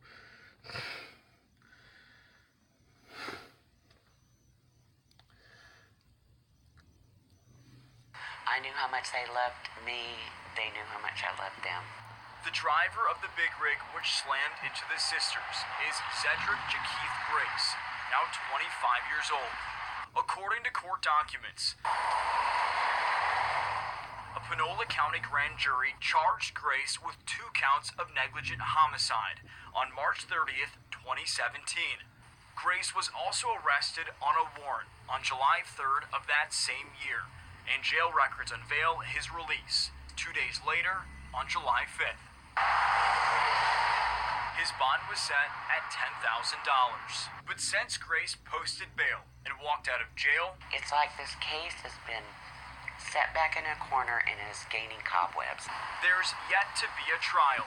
They don't understand the extent of our grief. They don't understand the extent and the importance of this because they haven't been there. Leaving Barbara and her family without closure. We're not seeking revenge. We are seeking justice. Court records show the case being pushed back month after month to the point of the defendant being excused until further notice. I reached out to Panola County District Attorney Danny Buck Davidson numerous times to find out why this case has yet to go to trial. She ain't bigger than that. Shut up. The suspect was charged. In a phone call, he told me the district is overwhelmed with cases, lacks staff, as well as funding. Regardless, I think it's high time that he step up, get this taken care of, do his job. So you got a white DA that's dragging his feet on prosecuting some nigga that killed 2 white women. Some nigga recklessly slammed his Mack truck into 2 white women and killed them. And the white DA is dragging his feet on taking it to trial. That sounds like white supremacy to me, don't it? Ain't that white supremacy?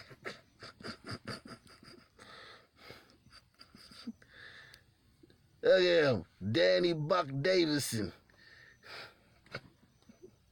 White supremacist. This white supremacist, this shit happened in 2016. This motherfucker ain't, how long? It don't take no 3 years to take somebody to trial for 3 years, man, for this shit.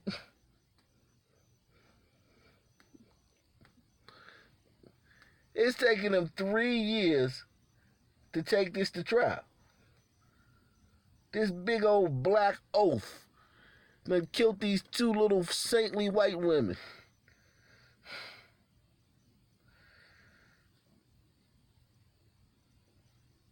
two little standards of beauty.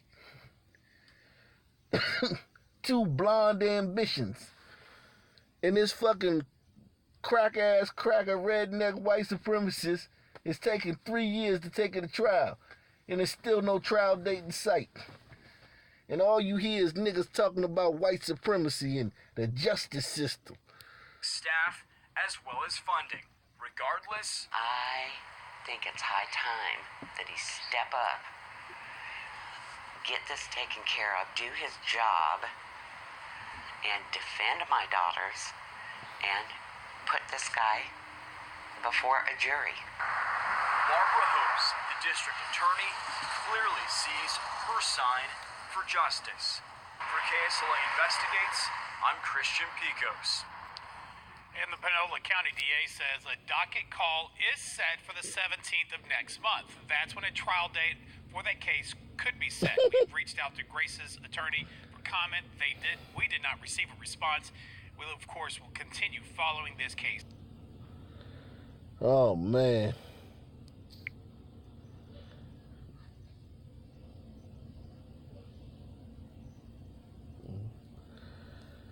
Oh, man. What city did y'all say y'all wanted to go to next? What city did y'all say y'all wanted to go to next?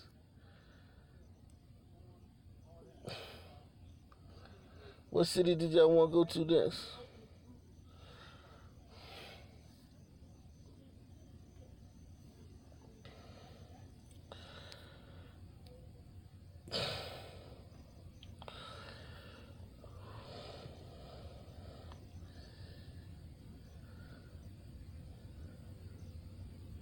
San Antonio.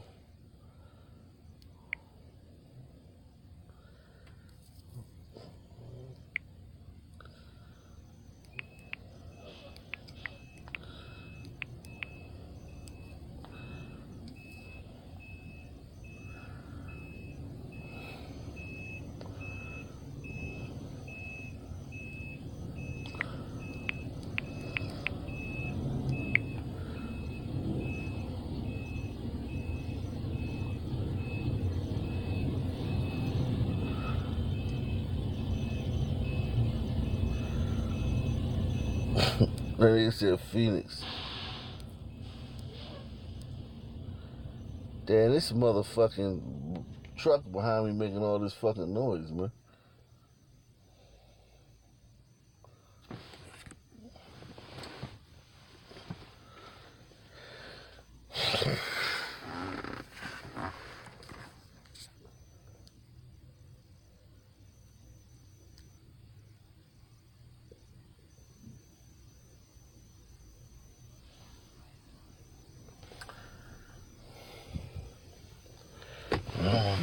This joint. I'm about to move in a second. Hold on. I'm about to move.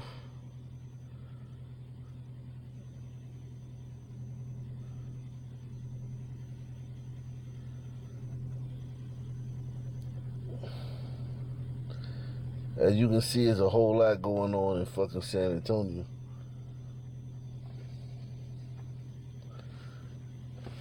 This truck gonna be behind me making all this fucking noise. I want to move, man. I want this motherfucker behind me. Let me get the fuck out of here, man. God, this motherfucker. Go ahead. Go ahead, bitch.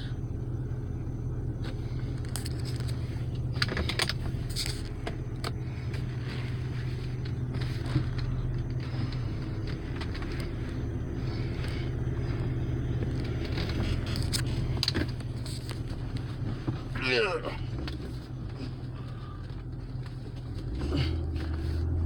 Damn big ass 53-foot truck got behind me and just want to sit there rumbling and shit. Motherfucker ain't doing shit but sitting there rumbling.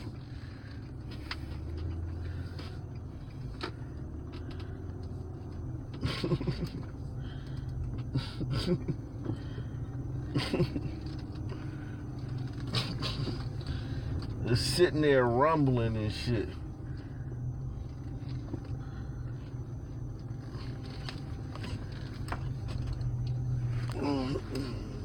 be there no niggas. See, I'm trying to find a space where there ain't no fucking niggas at. Want the funny looking niggas out here tonight. Alright, here we go. Thank you for your patience, man.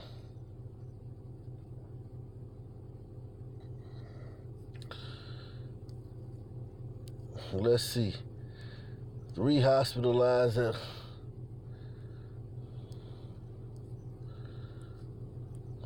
don't want to see about Joe Biden, man. I want to see about the 3 hospitalized.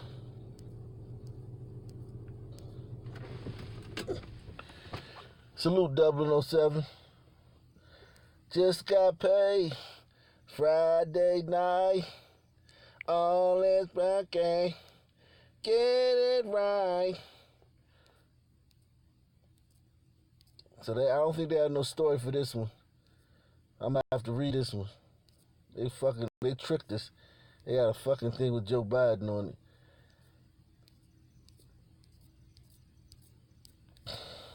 So it's 2 dead and 1 hospitalized after triple shooting at San Antonio bar.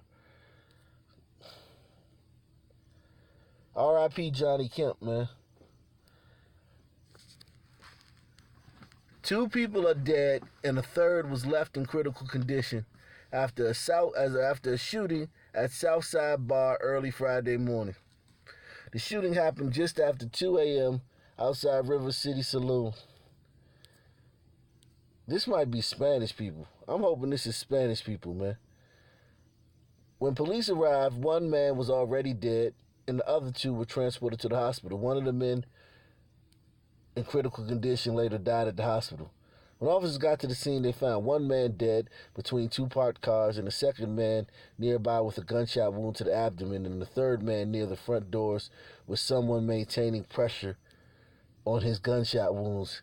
These definitely ain't black people. How do y'all know this ain't black people? Can anyone tell me how we know that just from reading this little bit that this ain't black people?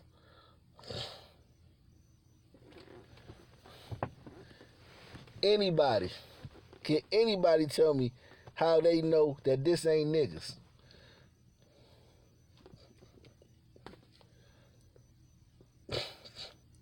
When officers got to the scene,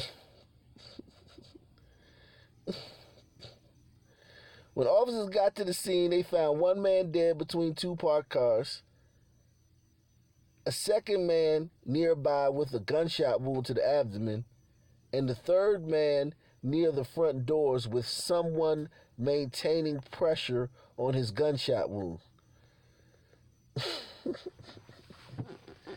But the motherfucker was 2 for 3, so that give you it wasn't a nigga. A nigga would have shot. Nigga got to shoot 12 motherfuckers to kill 2. But there was somebody there was right impacts. There was somebody applying pressure to somebody's wound. There was a man applying pressure to somebody's gunshot wounds. So that automatically disqualifies niggas. It wasn't a nigga in earshot of that place. The shooting allegedly resulted from an argument in the bar, and the security guard tried to intervene. The first man produced a firearm, and he and the security guard exchanged gunfire, police said. It is believed the second man hit was a bystander. All 3 men were hit by gunfire. Let me see, this is the picture they got. It looked like it's a Spanish or Mexican bar. I'll see if we got any more stories on that, yeah.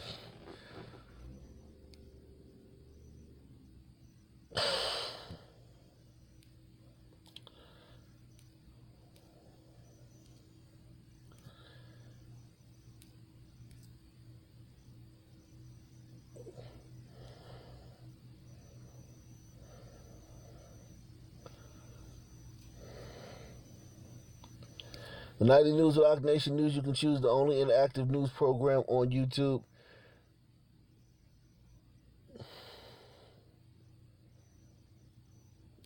Dateline San Antonio. God damn it.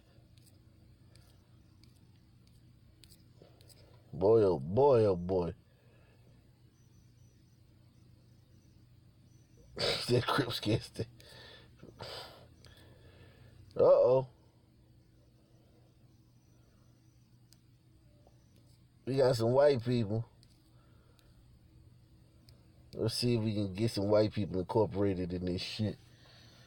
You niggas say I don't always be fucking with y'all. I'm trying to get some white people. Goddamn animal cruelty. This weak ass shit. Animal cruelty.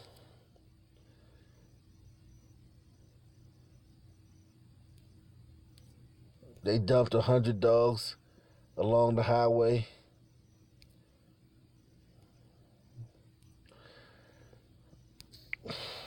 That's a lot of fucking dead dogs, but I'm trying to deal with some fucking dead, some real shit.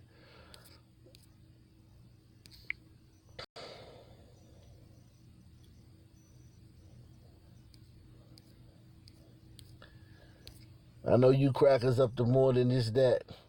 They hiding it. The Illuminati ain't putting the real white people murders on TV. They hiding it because they don't want white people to look bad.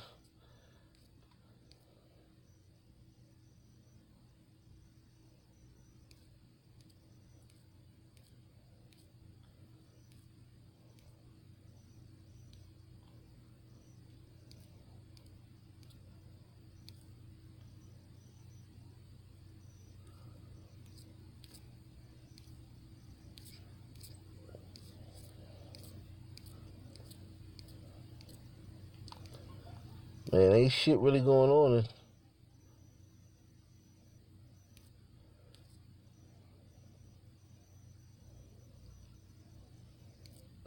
Ain't really shit going on. Give me another city, y'all. Give me another city, y'all.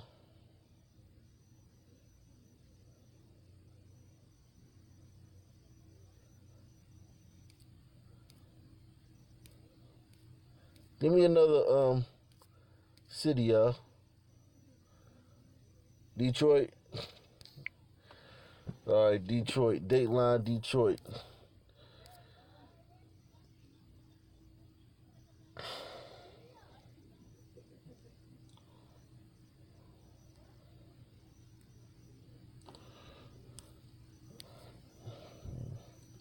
The nightly news or the Ogg Nation news, you can choose.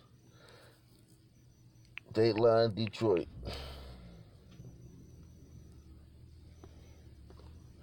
See, Detroit got ABC. I want to do ABC. I like ABC News, man. I used to like NBC when I was growing up, but ABC is the best one for the internet. Let's see.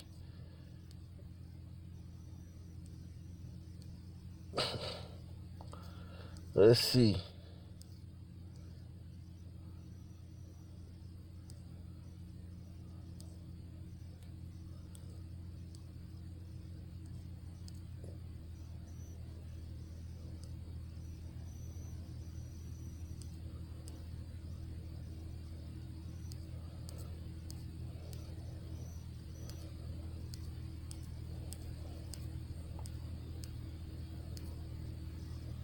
Damn, ain't a lot going on here, man. Detroit, what the hell is going on? Detroit, it ain't a lot going on in Detroit. It's not a lot going on in Detroit. What the fuck? It's hard in the deep.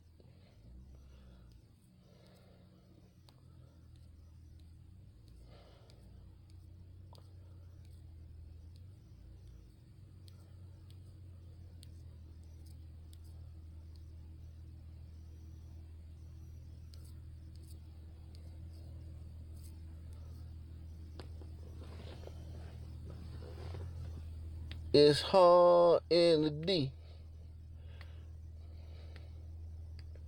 Yeah, I go to Chicago next, man. Chicago be popping. They got some.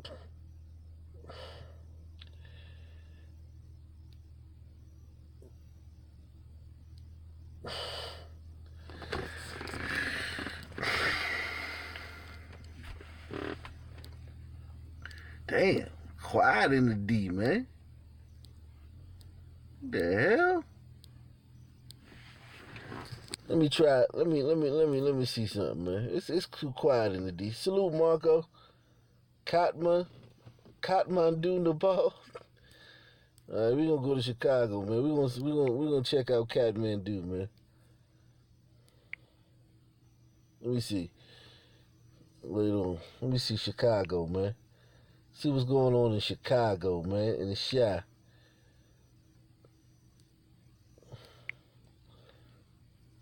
See what's going on in the Chi.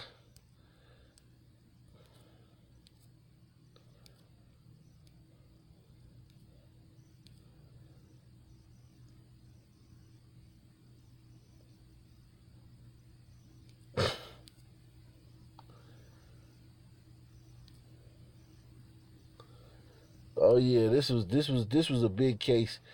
It's interesting that pro-blacks didn't gravitate to this case, man. This was a great case for pro-blacks to gravitate to, man. I'm surprised they didn't get on this case. This was a savage act right here, a savage act of brutality, man. Watch Judy, Sue, and Rob Elgas on ABC 7 Eyewitness News at 4.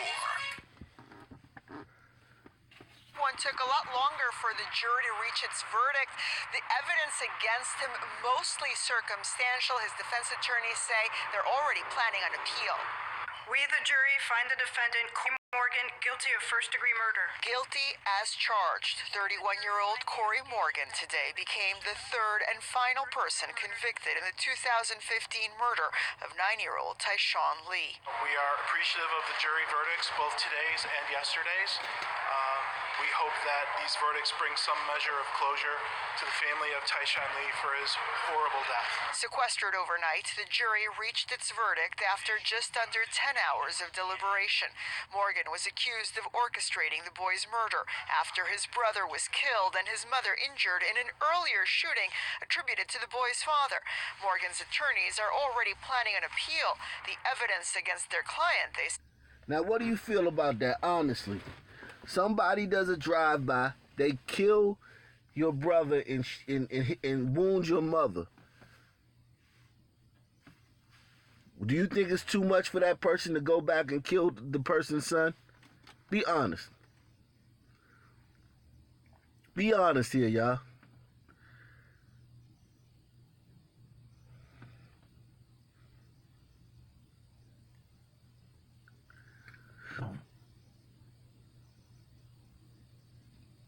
Be honest. Somebody comes through, does a drive-by, kills your brother, and wounds your mother.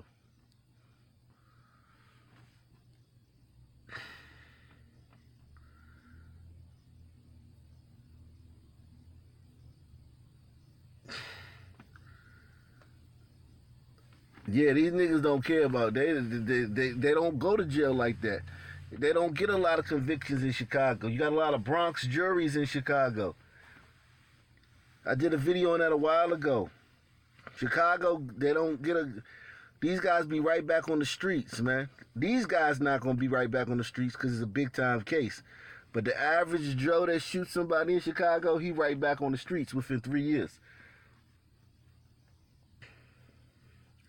Yeah, I feel like it's overkill, man. But, hey, man, I think if you wait a while, it's hard to say, though, man. Nigga lick some shots, kill your brother, hit your mama. And you know who the nigga is? We hope that these verdicts bring some measure of closure to the family of Tyshawn Lee for his horrible death. Sequestered overnight, the jury reached its verdict after just under 10 hours of deliberation. Morgan was accused of orchestrating the boy's murder after his brother was killed and his mother injured in an earlier shooting attributed to the boy's father. Morgan's attorneys are already planning an appeal. The evidence against their client, they say, is entirely circumstantial. November 4th, Corey Morgan walked into a police station with his head held high. He's maintained his innocence innocence for this horrible crime since that time and continues to do so. Morgan's is the second guilty verdict related to this case in as many days. A separate jury deliberated for less than 2.5 hours Thursday before convicting Dwight Doty of pulling the trigger after luring the boy into an alley. 3 eyewitnesses placed Morgan in the getaway vehicle, which was driven by a third defendant, Kevin Edwards. Edwards pled guilty before trial.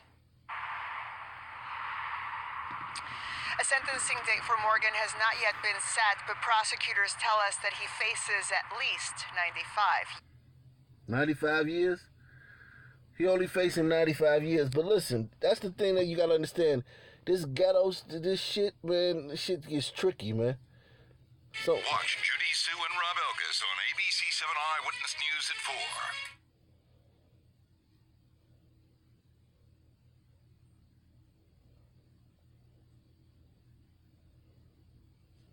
The fuck is this?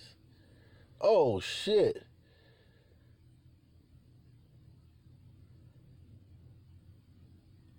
Damn.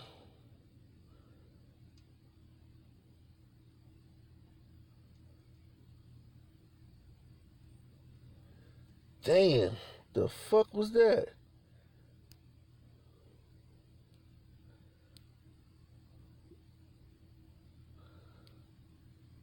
That nigga was just walking across the street. Hold on, let me see something, man. Let me see what the hell this is.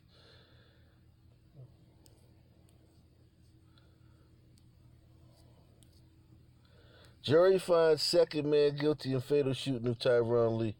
Is this the footage?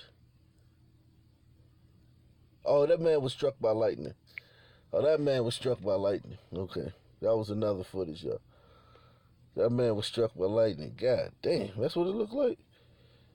All right, let's see what else we got.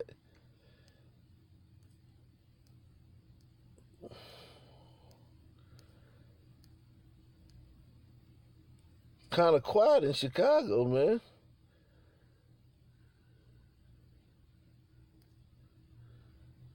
Kind of quiet in Chicago, man. Chicago ain't popping like it normally be popping, man.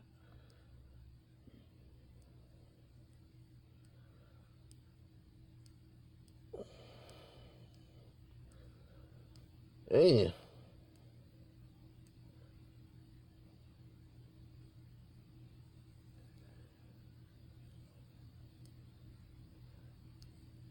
All right, let's see what we got here. It's a quiet night, man, in some of these cities, man. Authorities are searching for a man who attacked an 18-year-old Chicago City bus passenger with a metal cane while screaming racist and anti-immigrant slurs at him. The attack happened Wednesday in Marquette Park neighborhood on the city's south side. Police said the assailant approached the victim unprovoked and started swearing at him, calling him an immigrant and a Mexican. The victim remained seated, but the attacker struck him in the head with a cane before exiting the bus. The victim was treated for a head injury at the hospital. The attacker is described as a black man in his 20s who was between 5'6" and 5'10". I thought that was going to be a white man. I ain't even going to lie. I thought that was going to be a white man that did that shit. But hey, niggas tired of them damn immigrants, man. That's fucked up, man. God damn. Salute, Dawn. Happy birthday, Dawn. Happy birthday to you, man. Some of y'all, well, give me a hot city, man. You goddamn Marco talking about Kathmandu, man. Goddamn Kathmandu. Somebody give me a hot city, man.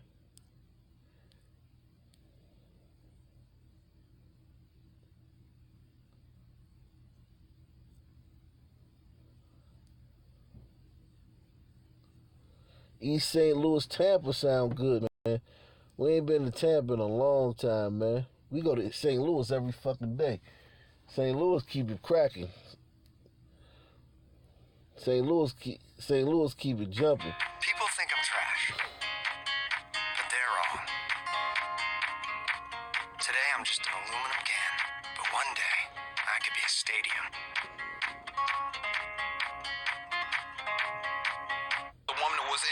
critical condition last night after she was shot in the face. No updates on how she's doing today. As for the investigation, police say they're still trying to figure out a motive.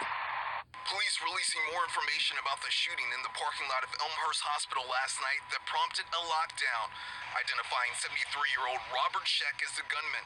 They say he shot his stepdaughter, 44-year-old Imelda Sheck, in the face before killing himself. Police finding him with a gunshot wound inside a parked vehicle in the parking lot. The victim was able to make her way to the hospital's emergency room. She has since been transported to Loyola University Medical Center in Maywood, where she's undergoing treatment. Emergency officials have not said what led up to the shooting or why the man and his stepdaughter came to Elmhurst Hospital last night. I don't want to speculate at this time about the circumstances, as we're still in the early stages of our investigation. There were no other injuries last night. Elmhurst Hospital was on lockdown for about 15 minutes, but again, this happened in the parking lot, not inside the hospital.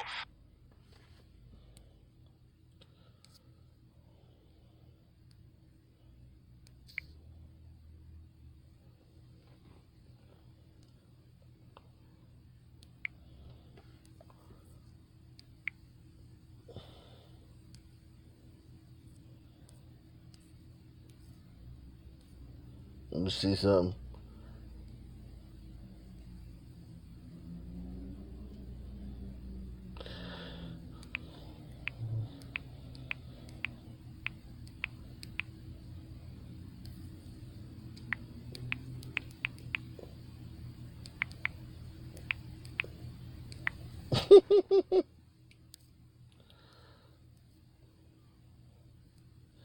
How the fuck do you spell this? Kathmandu or Kathmandu?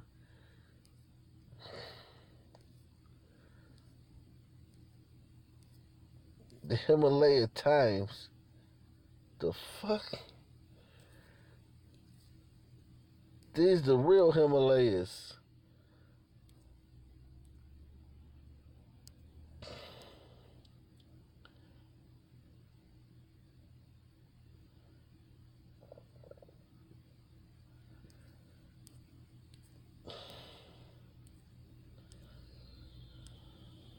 Wow.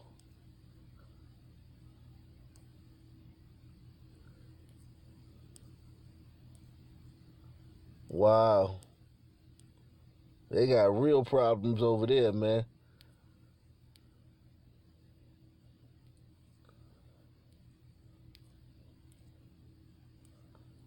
The Dalai Lama and all that shit. They got real problems over there.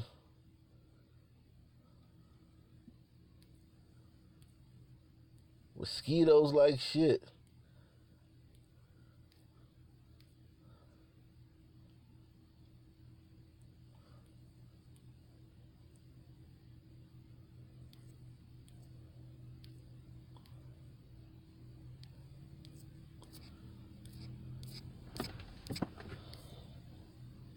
Kathmandu.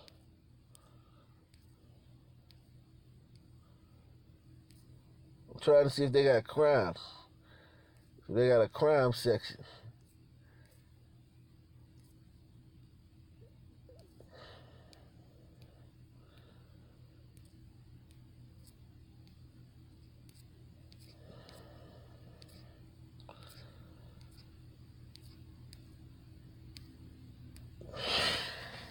See if they got videos, man.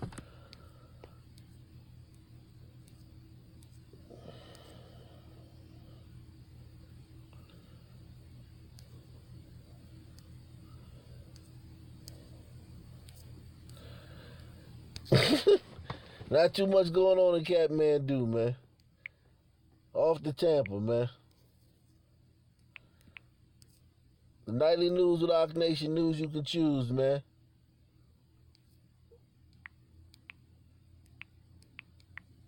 The only interactive news program on YouTube. Let's see what's going on in Tampa. Come on, Tampa.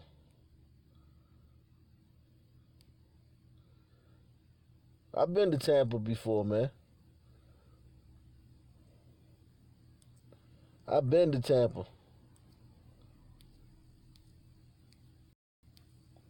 Tampa's a nice city, man. I was in Tampa in what, 96, 95.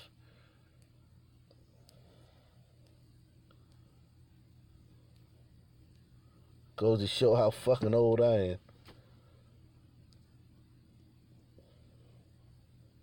Watch all your favorite Fox shows anytime you want on Fox Now. Now! Oh, yes. Can't hear you from up there.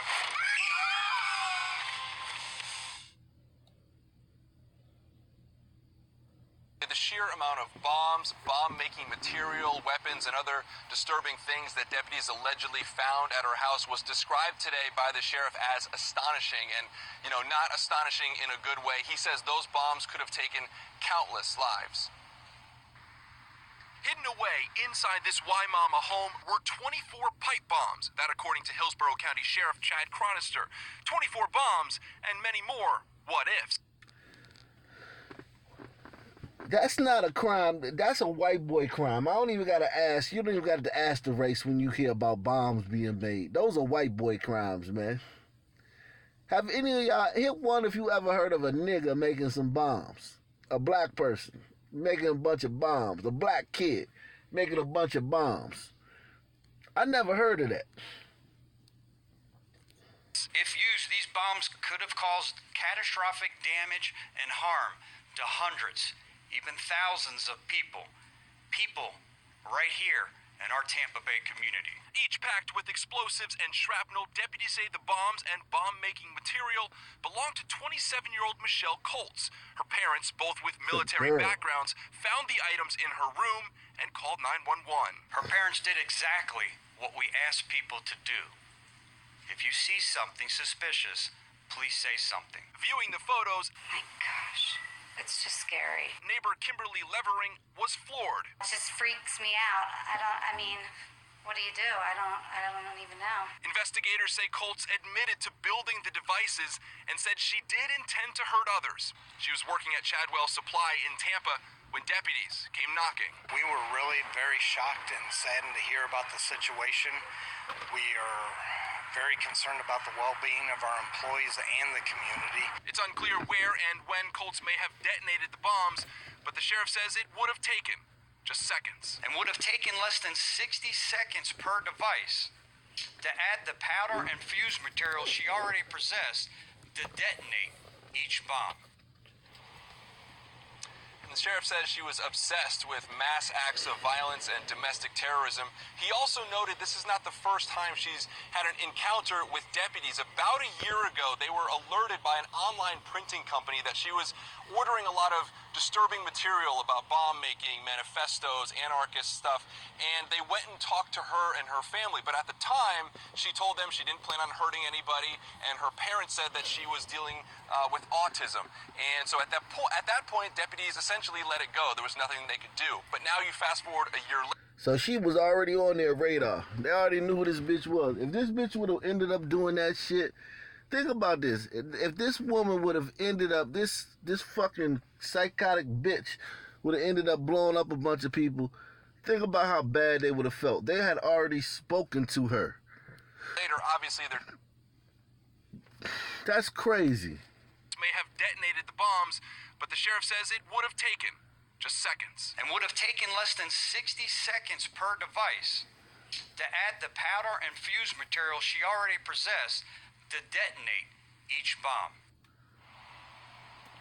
And the sheriff says she was obsessed with mass acts of violence and domestic terrorism. He also noted this is not the first time she's had an encounter with deputies. About a year ago, they were alerted by an online printing company that she was ordering a lot of disturbing material about bomb making, manifestos, anarchist stuff, and they went and talked to her and her family. But at the time, she told them she didn't plan on hurting anybody, and her parents said that she was dealing with autism. And so at that point, deputies essentially let it go. There was nothing they could do. But now you fast forward a year later, obviously they're taking this very seriously. She is under arrest tonight, and her bond, Kelly, is set at $180,000. Woo! $180,000.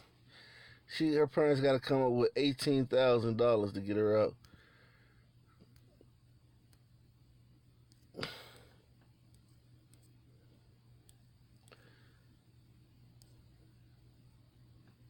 Wow. Man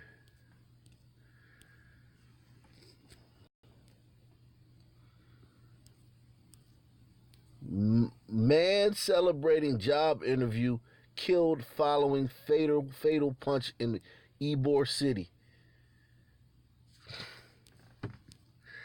What started as a fun night out celebrating a new job ended with a mother mourning the death of her youngest son. Aspiring football coach Deontay Neal had his life's plans all falling into place, according to his mom, Dion Neal. Last Wednesday night, the 25-year-old went out with friends in Ybor City when around 2:30 a.m. on 7th Avenue started to pick a fight with him over a girl. I guess a man started to pick a fight with him over a girl. Even though Neal says her son tried to defuse the situation, another man came out of nowhere and punched him. Deontay hit the pavement and lost consciousness. By the time his mom got to the hospital, he was brain dead. Doctors took him off life support 5 days later. It's just hard for me to even understand that he's not coming back, his mom said. Friday, Tampa police arrested 32-year-old Justin Jasper for dealing the deadly blow. The fitness model now faces manslaughter charges. So you got a fucking football coach and a fitness model. I told y'all, a nigga fucking a surgeon ain't no different than a fucking homeless fucking purse snatcher. It's a nigga. Nigga tendencies will always override any situation. This nigga's a goddamn model. And he punched some guy and killed him over a fucking girl in front of a bunch of people. This guy's a aspiring football coach, 25 years old. 2:30 in the morning, this dude picks a fight with this guy over a fucking girl and punches him so hard that he kills him in front of a bunch of people.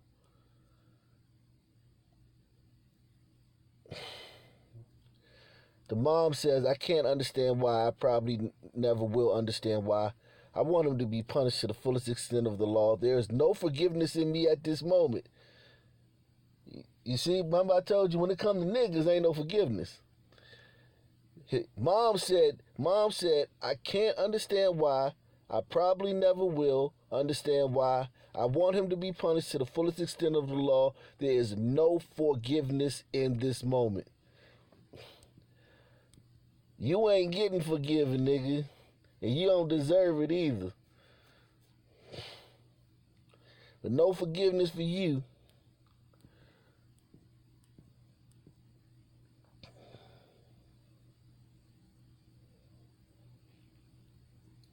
This nigga got $250,000 bond.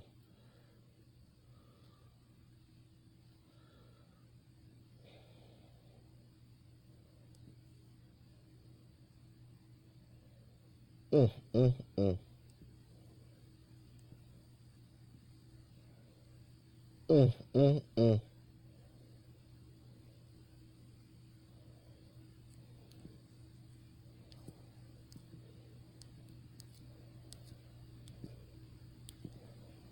Mm, mm, mm.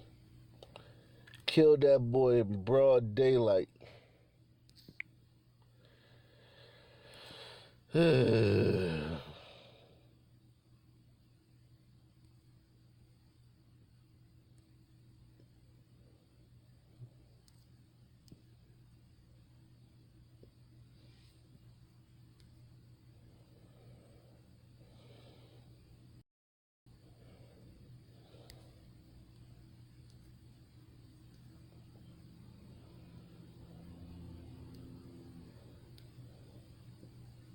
Uh-oh.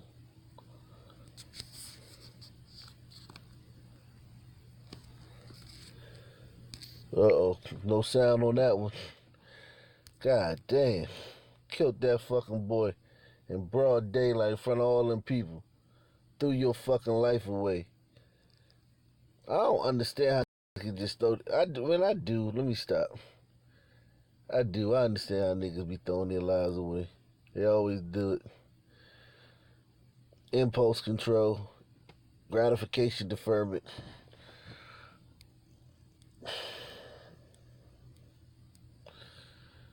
Impulse control, gratification deferment.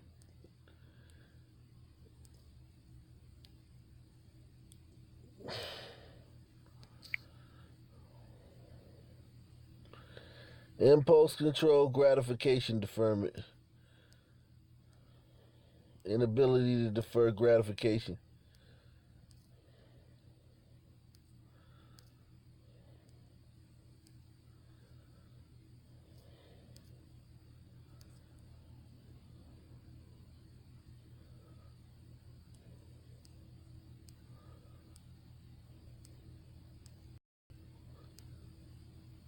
Give me another city, y'all. The nightly news with Rock Nation News you can choose. The only interactive news program on YouTube. Give me another city, y'all. We ain't been to Seattle in a minute, man. Seattle is 6% black. 6%. Which means less than out of every 10 people. 1 out of every 20 people in Chicago, in Seattle is black. 1 out of every 20 people in Seattle is black. Okay? 1 out of every 20.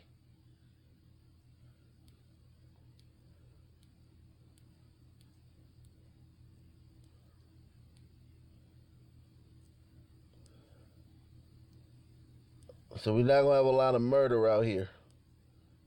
There's not going to be a lot of murder out here. Breast cancer, a crash.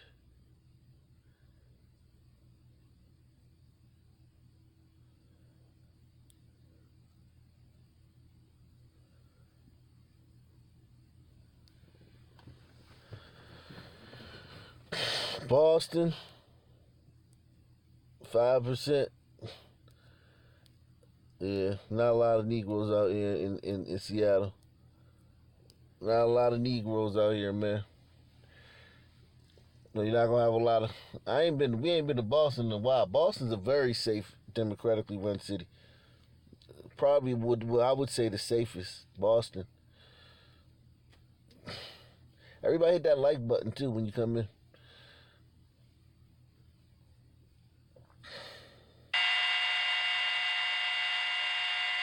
Oh, this one of them fucking videos. They just got a loud ass fucking sound and shit. The helicopter and shit. Let me see this shit. I knew some dudes used to do this shit. Steal copper and shit. I knew some dudes that used to fucking. That's a real crackhead move. You can take this shit. You take this shit to a recycling plant and sell this shit. It's a real fucking crackhead move. Hope I picked the right one.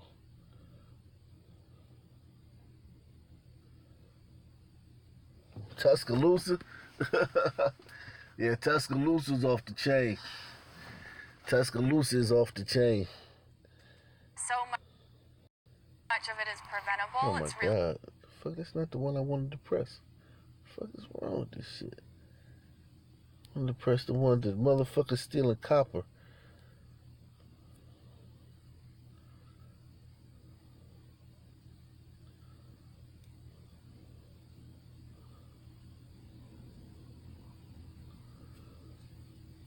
Tuscaloosa be off the chain though.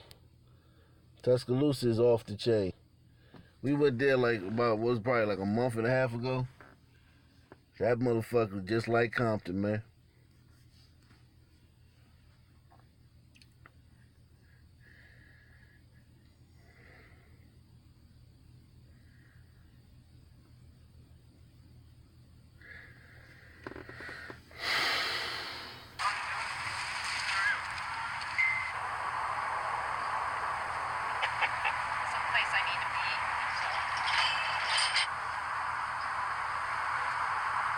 That cop is worth a lot of money. That cop is worth a lot of money. You can take that shit to the recycling place and sell that shit by the pound. Copper is very expensive by the pound. These motherfuckers done fucking ruined the fucking stadium stealing copper. Ain't nothing happening in Seattle, man. Seattle ain't shit popping. We gonna go back east to Boston, then we gonna go to Tuscaloosa, man. Ain't nothing happening. Ain't nothing happening in Seattle. It's a quiet Friday night, man. It's a pretty quiet Friday night, man.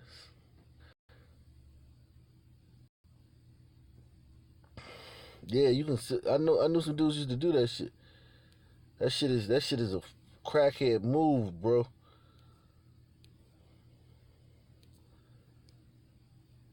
Crackheads will sit there and take a knife and take the cord to anything, and fucking rip all the plastic, all the rubber off or the plastic off.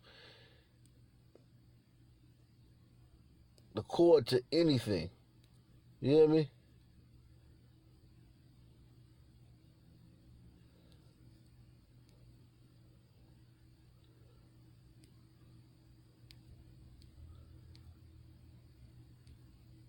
Damn, Boston ain't shit happening in Boston either.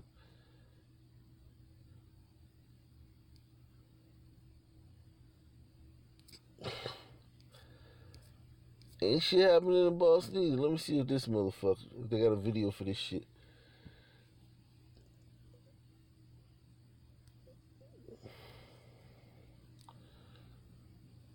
Alright, let's see this man right here. White man. You our first white man murder for the night, man. Come on, Illuminati, let it play.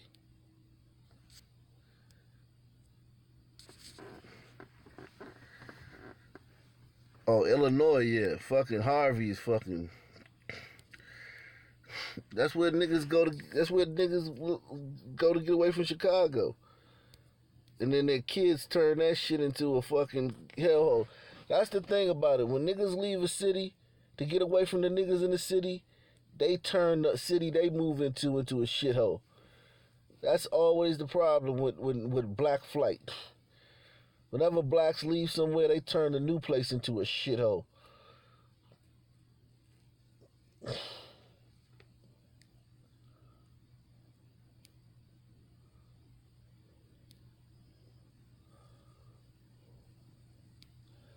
That's the problem with it. That's the problem with black flight. Inevitably will turn the new place into a shithole. The fuck?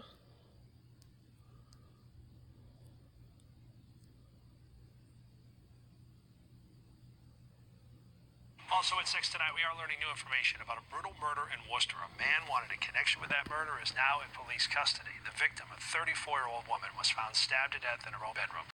Hello, everyone. I'm Mark Ockenblum. And I'm Crystal Haynes in for Vanessa tonight. You know, police released the photo of the suspect yesterday, and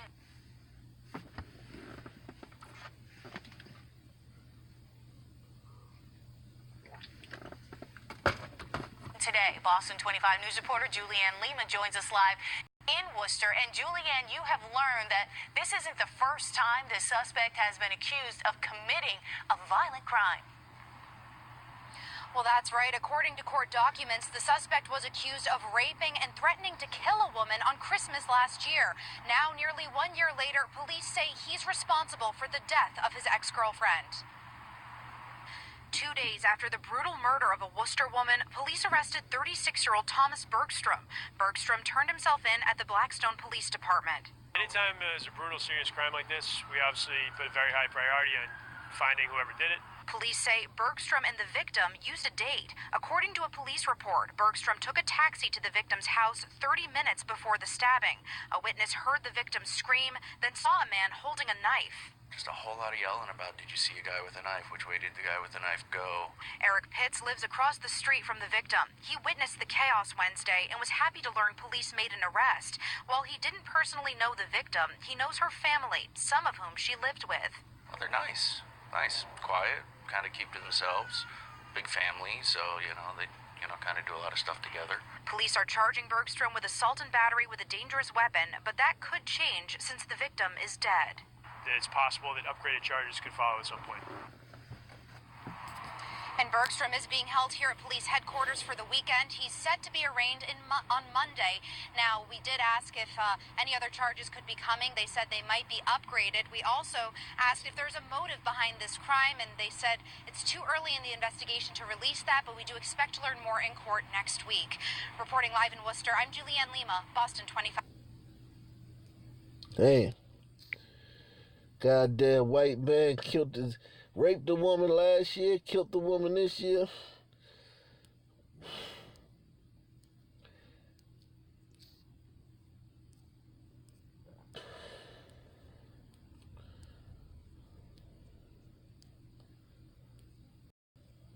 Ain't too much going on in Boston, man.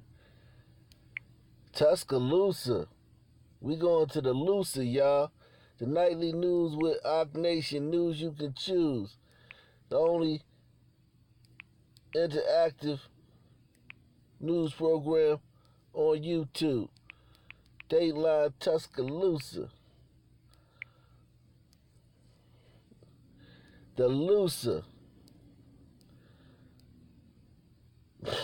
God damn it. You can tell when you go to a chocolate city. God damn it.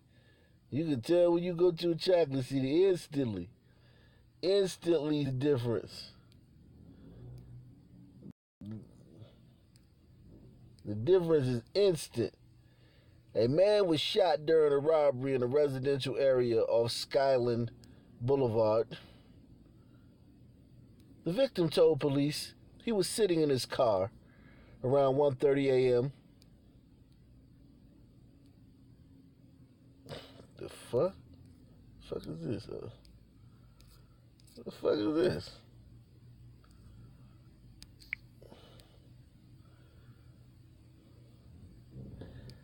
Man, if that ain't a son of a bitch. That nigga was sitting in his car. And nigga came up and tried to rob him. We'll come back to that story, see if I can find it on this one.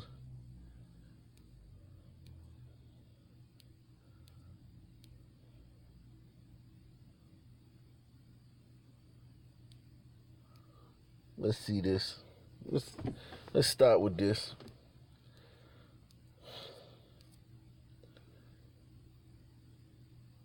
You can't, niggas don't believe in robbing without killing. Niggas, you give the shit up, they still gonna kill you, man. Half the time, if you get this shit up, niggas still gonna kill you. It's impulse control.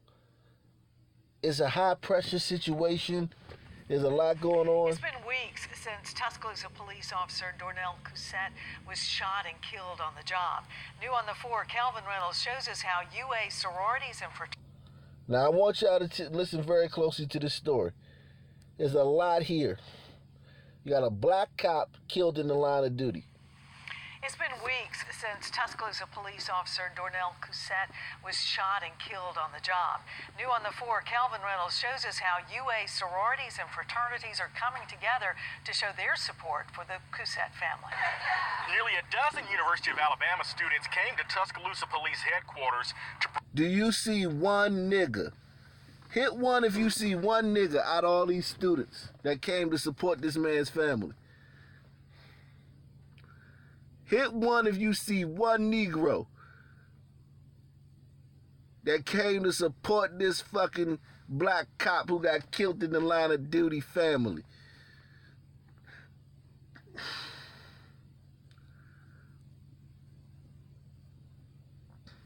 I wouldn't have did this shit.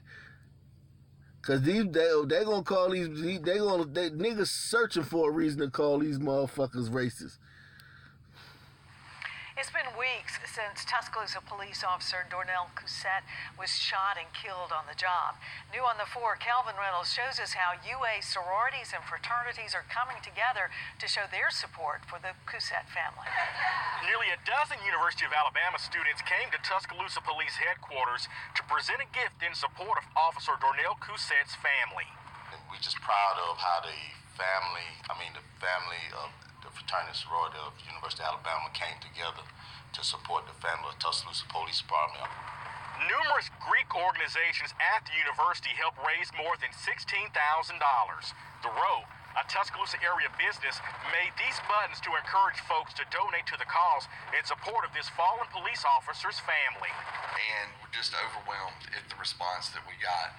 I think we had, it was all, 26 fraternities and sororities that contributed to this cause. You know, when you hear the devastating news of an officer losing his life in the line of duty, you want to do everything you can to step up and help their family. So it was really cool that we all got the opportunity to be able to do that. Never in your long-legged life will you see some niggas do some shit like this. Never in your long-legged life will you see some niggas do some shit like this. Never. Ever, ever. It was all, 26 fraternities and sororities that contributed to this cause. You know, when you hear the devastating news of an officer losing his life in the line of duty, you want... And the sad part is these white folk don't need the police like that. It ain't a lot of crime in their neighborhoods. Where they live at, the police don't need to be fucking there all the time. Black neighborhoods where the police coming in saving people's lives all day. Motherfuckers don't know where their kids is at. These bitches never know where their kids are. They always reporting their kids missing 2-3 times a month. Clogging up the fucking police department with little petty shit. One bitch reporting her kids missing 3 times a month. Motherfuckers fighting all the time. Cops got to report for this. Motherfuckers standing around. Shots fired.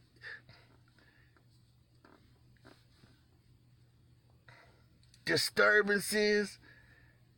These white folk don't have that shit in their community, and they still support the cops, who they rarely interact with. They rarely interact. White people rarely interact with cops like this. These type of white folk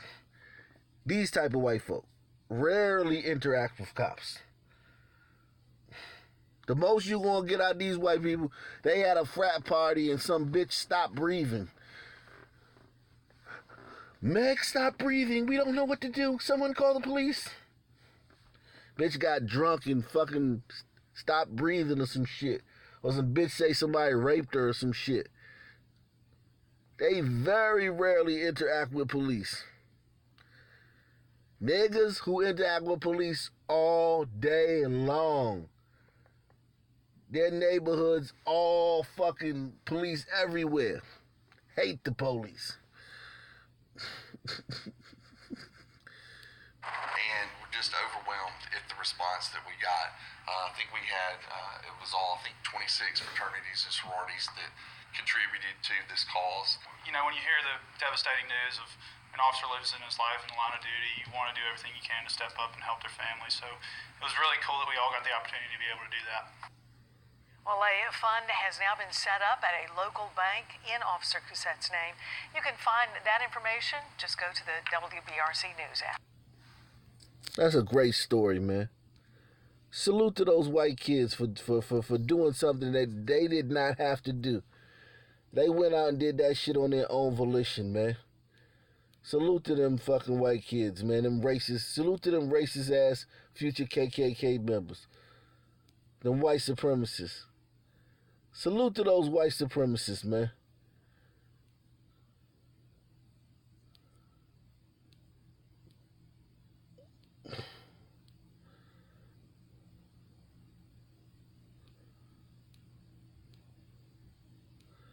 Salute to them white supremacists.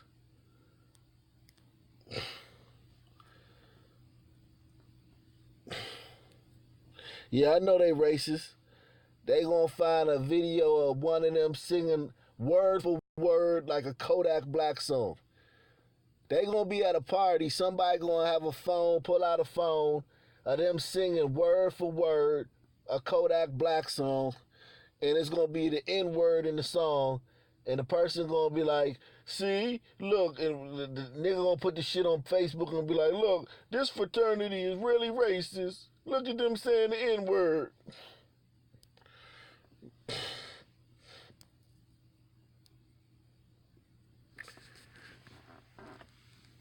I knew it. Nigga gonna be like, I knew it. I knew all that money they raised for that black cop. West Alabama and Tuscaloosa, where one high school has a new African American studies class. It's the first of its kind, we're told, in the state in public schools. Ugochi Aloka joins us now with the goal of that class. Ugochi, good morning. Hey, good morning, Janice and Mike. Well, this all started with college students asking the question, why isn't an African American studies class offered to high school students or younger? So these are college students who take African American studies on the university level. So they found out there's a lot of interest amongst teens in the area to take a course like this. And Central High School started offering it with the help of the University of Alabama and other community partners who have already tried to step up in wanting to invest and grow the class. Now, UA history professor is teaching the History of Us class, and he says the goal is to not only help students understand how African American history and U.S. history are connected, but also to really educate folks on the different history locally in Tuscaloosa, and then really take that outside of the classroom, educating others. Now, their plan is to expand as a part of a class project to middle schoolers using the high school students as teachers.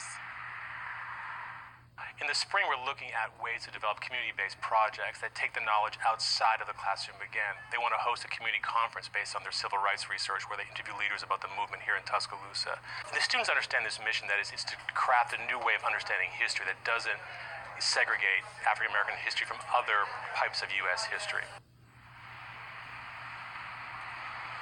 Yeah, and the professor and the Central High School principal here say they have already been bombarded with so many calls from surrounding schools asking how they can bring a History of Us course to their classes. Reporting live in Tuscaloosa, Ugochi Aloka, WBRC, Fox 6 News, on your side. Thanks. How about the history of not killing each other every fucking night in the streets?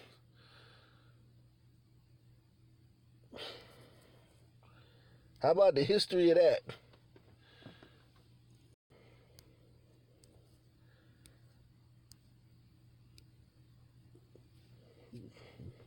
It is interesting to see, though, the things they got going on in these cities, man. Why does round pizza come in a square box? Constant Contact makes it so easy to send emails. Tuscaloosa, where a group called Mind Changers, they're trying to help not only troubled children, but kids who need more nurturing in general. Ugochi Aloka joins us now live with more on a lunch table mentoring program. She joins us now to... What does children who need more nurturing in general mean? What does that mean? What does that mean? Can anybody tell me what it means? Kids that need more nurturing in general? What is that code word for?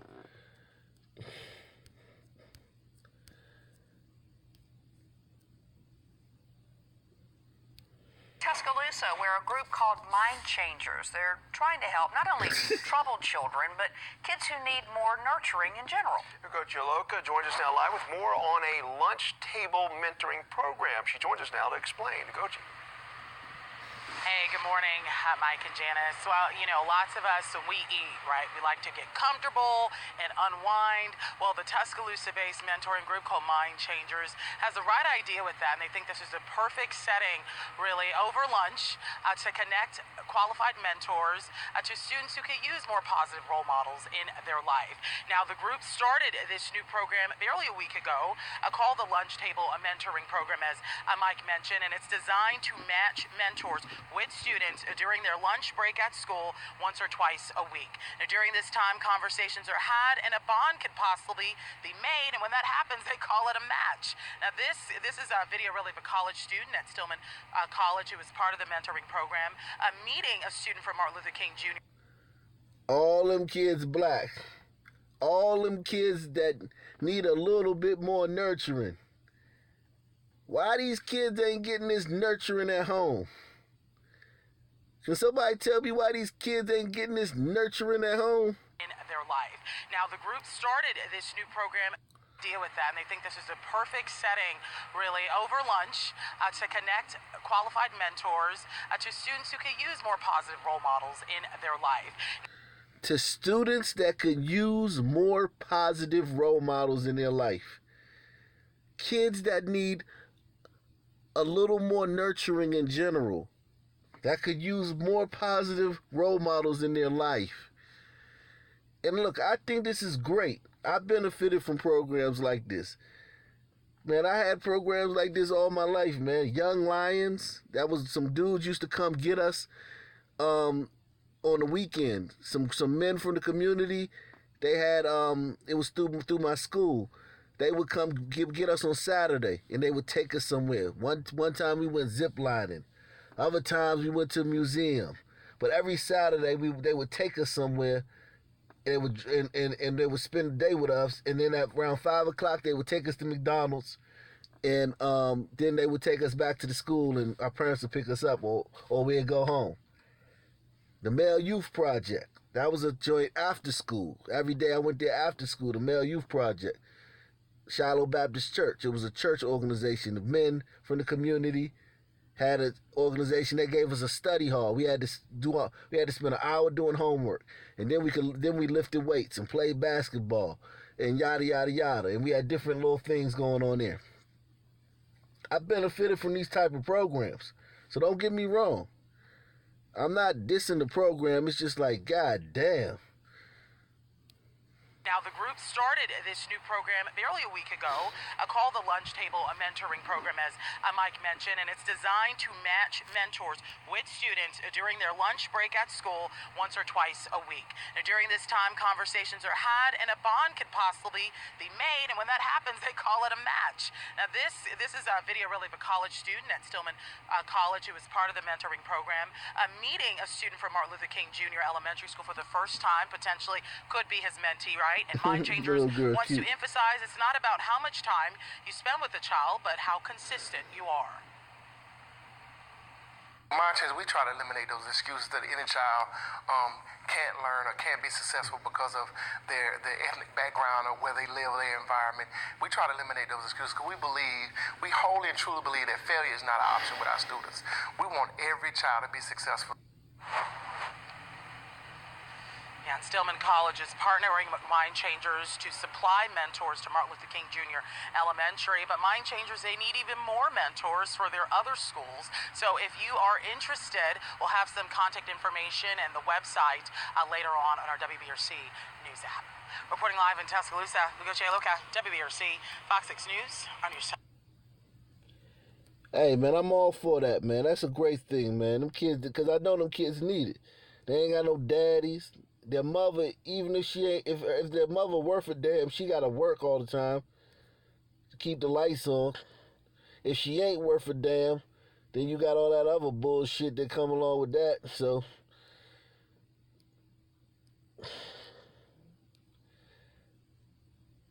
them educated lames. Did you see that educated lame though? Did y'all see that educated lame though right there? Nightly news with Rock Nation, news you can choose. If you like, if you looking at this educated lame, look at all these educated lames right here, spending their fucking time dealing with these fucking Pookie and Ray Ray kids. Look at that educated lame sitting right there.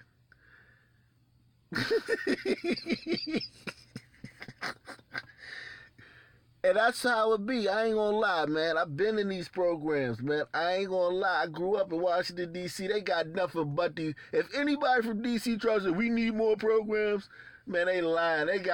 We got programs, but beyond programs. They got a program for the program. Listen.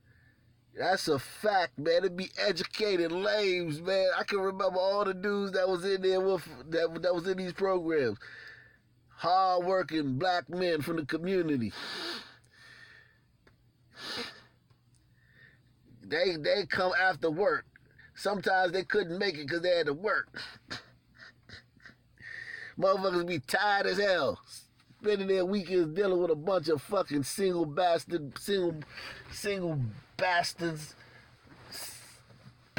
from single mother homes and shit. And we used to get them the blues too.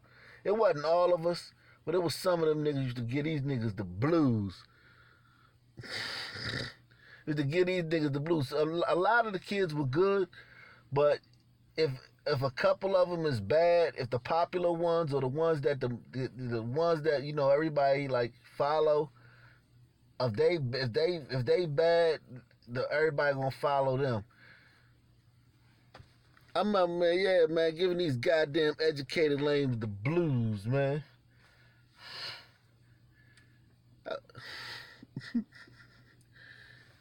He working with some kid, and this girl's mama would probably date him now that she got a 9-year-old.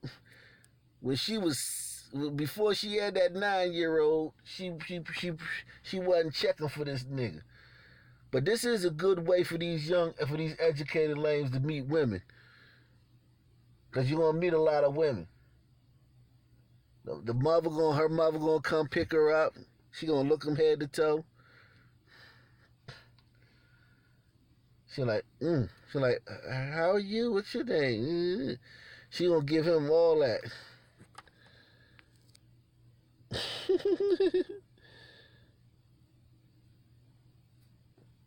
Goddamn educated lame. I tell you, man. Give me another city, y'all.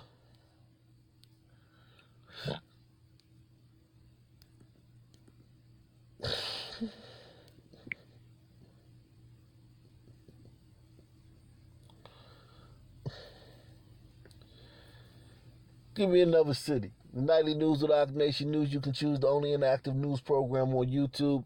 If you'd like to support the channel, you can support the channel via PayPal or Super Chat.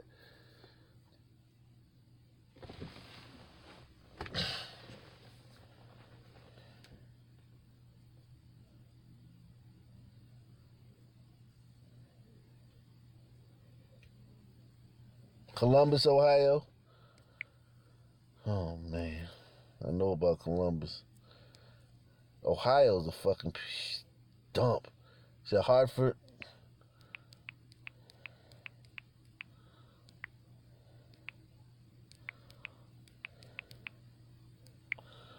Ohio's a fucking dump, man. I didn't know Ohio was such a bad fucking place, man. I literally did not know that. I was shocked to hear that, man. I think it was like maybe like 10 years ago. I thought all them states out there was like, I didn't know it was a bunch of niggas out there. 70-year-old woman injured in North Columbus shooting. Niggas hell on some senior citizens, boy. A 70-year-old woman was injured after she was shot multiple times in her North Columbus home. According to the Columbus Police Division of Police, at about 1:09 a.m. Friday, a 911 caller reported that her house in the 2100 block of Fenton Street had just been shot up and she was injured. When officers arrived at the scene, they found a 70-year-old woman suffering from multiple gunshot wounds to her lower legs. She was taken to an area hospital. Police did not release her condition. A relative of the woman who was in the house at the time of the shooting was not injured. Police continue to investigate but say there are no suspects at this time. Anyone with any information, you're right. 70-year-old woman gets shot sitting in her fucking home. That's a dangerous neighborhood. That's a dangerous neighborhood. When a 70-year-old woman gets shot sitting in her fucking living room. All right, I'll get to your email in a second, man.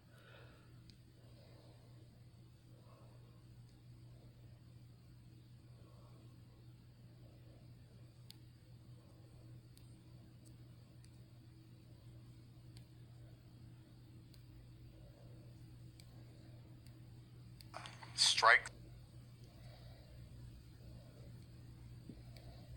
Detective Andre Edwards with Columbus Police's Special Victims Bureau says portions of surveillance video shared with the community don't show just how disturbing this incident with a small child truly was. Even the clip that we released, I mean, it's some type of a cord, and it looks like it's the bare skin. I can almost assure you that it left whelps all over this child. 1 week ago, police say a man, woman, and children went inside this IGA store, leaving a child inside the...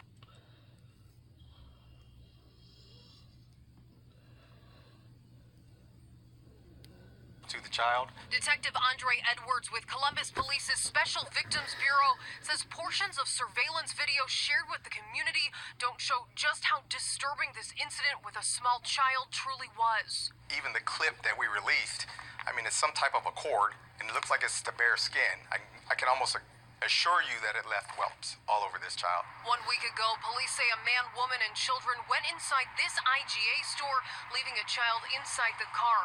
Detectives say after shopping, the man is seen hitting the child they think is about 2 years old. Right now, my main concern is the children, checking the well-being of the children. I talked to employees who tell me staff have been upset for days following this. It was a clerk who works inside the store. We actually got 2 calls that day. After searching for a week, police posting part of the video on social media. We actually had 3 or 4 calls within the first 30 minutes. So they all gave the same name. This woman claims she called the detective after seeing the video. When I seen the truck, I already knew it was them. And then when I played the video, then I just seen him beating the child. And I was gonna call because I didn't want the kids getting taken away from the parents. But somebody got to speak up. She calls the video disturbing. Oh, the kids need help, to be honest. Police thanking the community for any tips. If you're about to spank your child, take a breath. Think about what you're doing.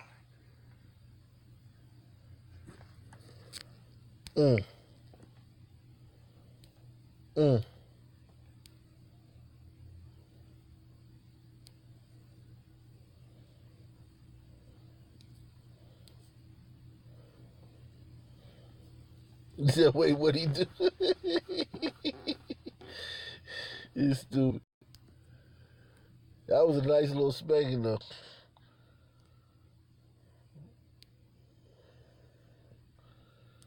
What the fuck? Come on, man. Fuck it. You don't want to play? Fuck it. Fuck it. You don't want to play? Fuck you then.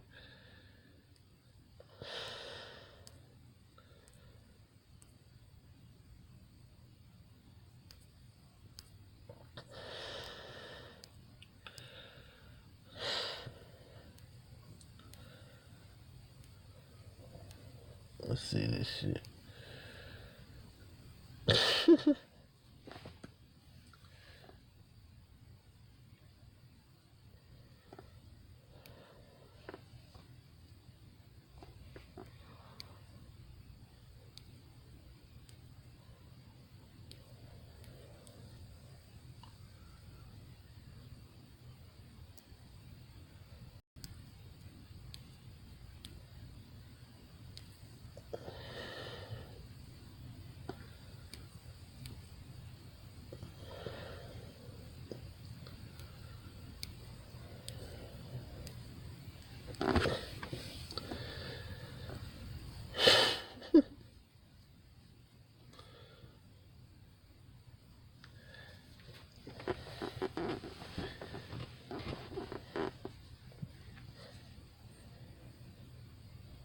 The nightly news of the Ox Nation News, you can choose Dateline, Columbus, Ohio.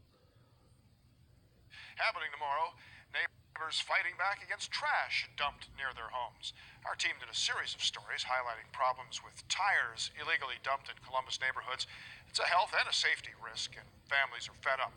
So now, thanks to calls and tips from you into our newsroom, neighbors with the North Linden Area Commission have been able to organize a junk tire roundup. People in Linden can drop off old tires for free at the Mays Manor Church on Mays Road, Saturday from 9 to noon.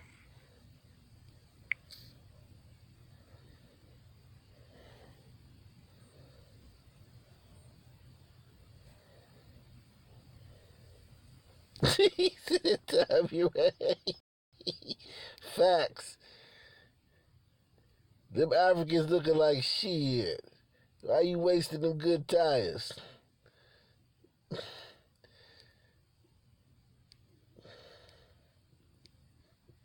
Them tires, we can put them tires to use, man. Fuck all that.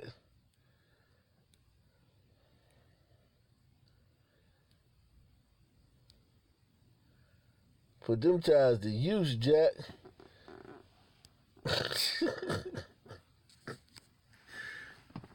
Fuck you gonna waste all them good tires for?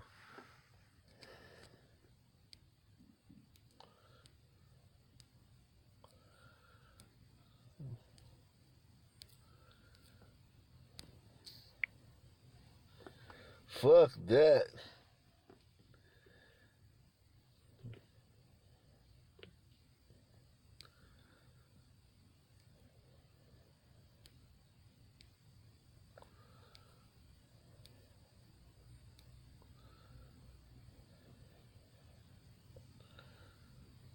Oh man.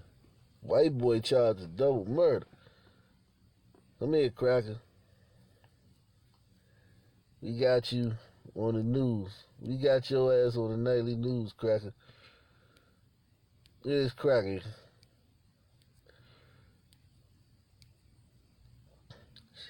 Chioti County Sheriff Marty Donini says 22-year-old Christian R. Davis has been charged in the 2016 deaths of 48-year-old Candace Newsom and her 16-year-old daughter, Christina M. Newsom. The bodies were found in 2016 in a home in Blue Run. Both victims exhibited obvious signs of trauma and gunshot wounds. Detective Jody Conkle's investigative skills are remarkable, as witnessed by the unwavering, determined efforts to develop enough credible evidence to hold the suspect accountable for these senseless murders. He's being held without bond.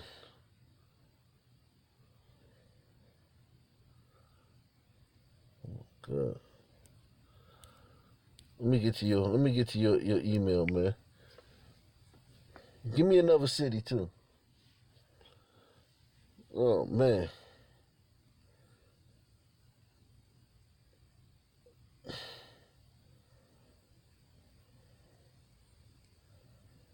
Oh my God.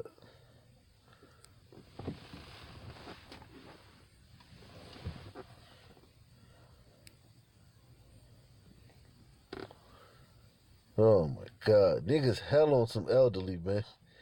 Niggas, I bet elderly people have nightmares about niggas. If I was an elderly person, I would have a nightmare. I would have nightmares about niggas. I wouldn't even have nightmares about fucking Freddy Krueger. I literally have nightmares about niggas. Nigga, man. Hell on some senior citizens, man.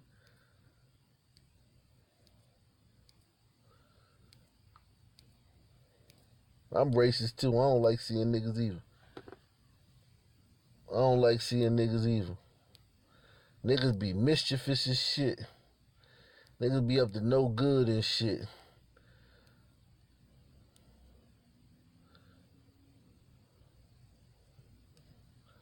Niggas be up to no good and shit. Polk County deputies are being guarded with details about the shooting death of a woman in Frostproof.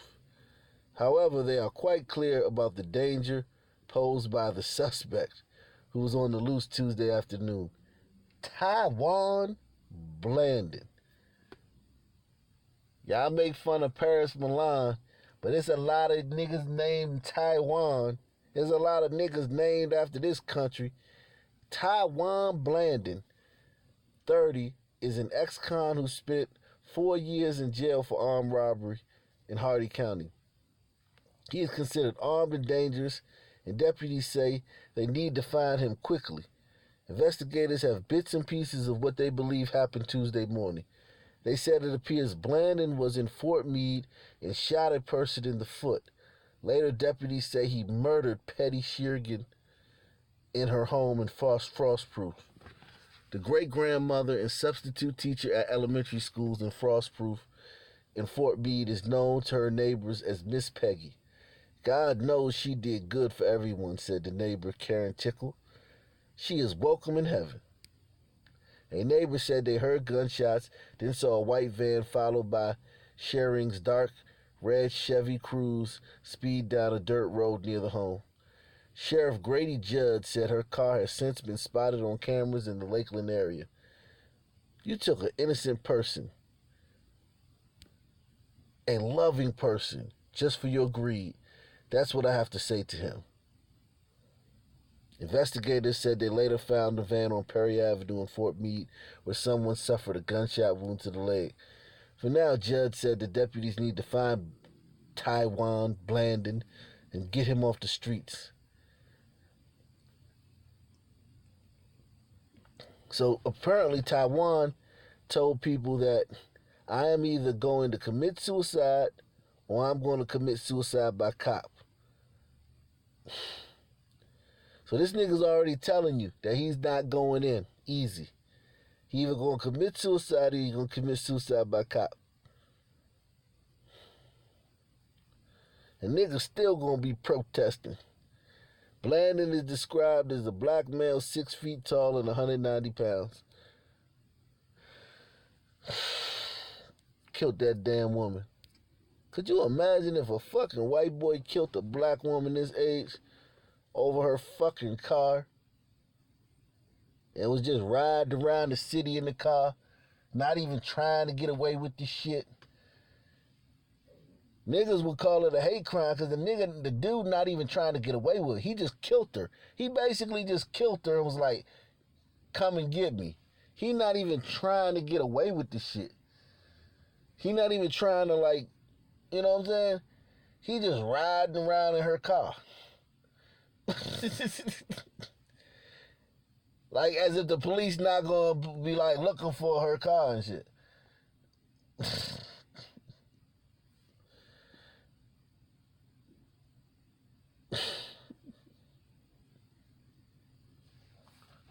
Oh, man. Let me move to a different spot. Been here for too long. But yeah, that shit crazy, man. Niggas don't even try to get away. Niggas don't even try to get away.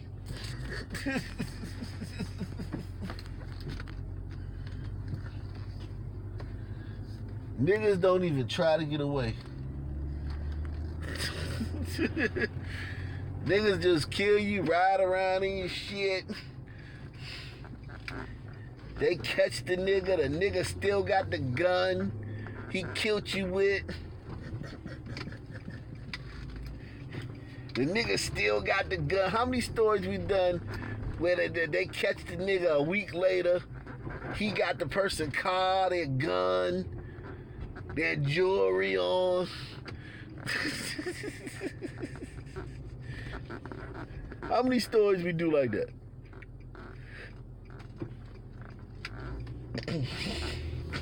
Kim Kardashian can't do. That's why I tell you, but Kim, man, she might have bit off more than she could chew. What Kim is doing is honorable. Don't get me wrong. I think it's admirable what Kim is trying to do. But like, goddamn, at some point, man, Kim, these niggas ain't working with you, man. Kim need to fucking put out a fucking statement, man, to the black community. Look, niggas, work with me, niggas.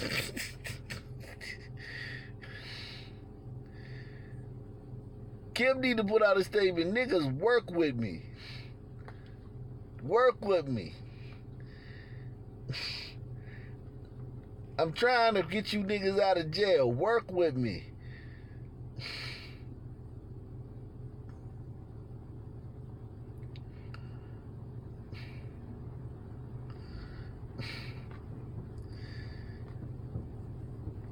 So many stories of these niggas riding around in people's cars a week later, a month later after they done killed the person.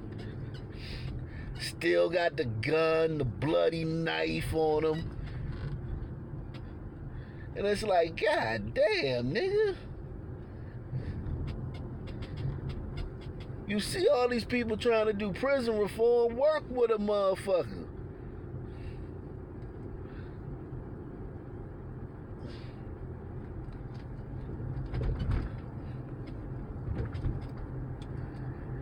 I take a step forward, you take a step forward. Niggas so lazy, they don't even want to work with motherfuckers trying to do criminal reform. They don't even want to help them motherfuckers. That's how lazy niggas. Niggas don't even want to help a motherfucker try to reform the prison system.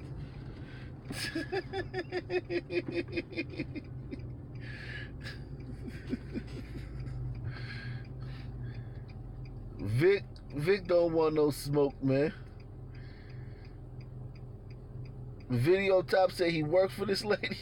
Oh shit. What did he work for? What was he doing? Oh my God, these the other niggas? Oh my God.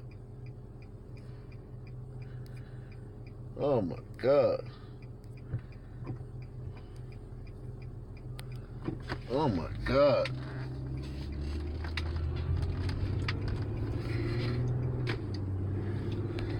Oh my God.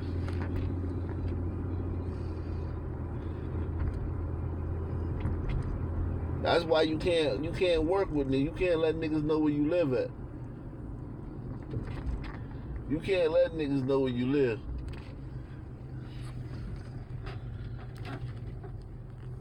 They had a big case out there.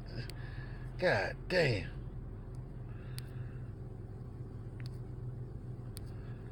Oh, this where she lived at? She lived out here in the country? Oh yeah, you can't. She lost her mind letting this nigga know she lived out there by herself. I was basically just telling him she might as well have said, Taiwan, I'm getting old in age. Can you just help me assist me with suicide? Like, goddamn, you tell a nigga you live like.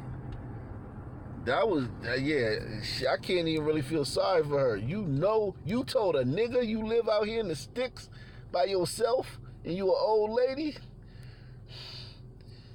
You just as good as dead.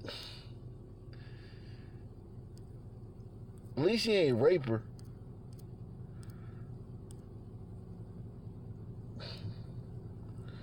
At least he didn't rape her.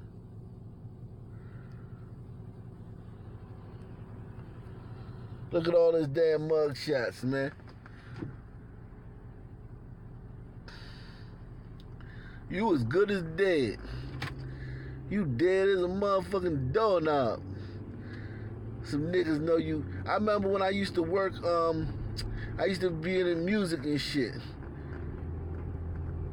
I knew some niggas, man, I used to be in a weed game. When I was in a weed game, I knew niggas who sell weed. I take some niggas over there to buy some weed. Niggas be like, man, how much you fuck with cuz? I be like, oh yeah, that's my man. They be like, man, I'm trying to rob him, man. I be like, man, you trying to rob him? They're like, yeah, man, I'm trying to rob him. I'm like, I brought you over to my man's house to get some fucking weed, and you talking about you trying to rob him. And then with music, with studio, you take nigga over somebody's house, they got a bunch of studio equipment. Niggas like, man, shit, we should come back and get this shit. Like, damn, you niggas always thinking about taking some shit. That's why now I don't even, man, I don't take niggas nowhere, man. I don't take niggas nowhere. I don't bring niggas over other people's house, man. Especially if they got nice shit. If they got nice shit, I remember one time it was this one white boy that I knew, he sold weed. And I took some niggas over there to buy some weed, hang out, and, just chill. White boy was cool as shit. A week later, that nigga got his door kicked in. And robbed. I felt bad as shit because I was like, damn. I know a bunch of niggas that shit happened to, man. You can't take niggas around. No, you can't take niggas nowhere, man. If you take niggas somewhere, they gon'.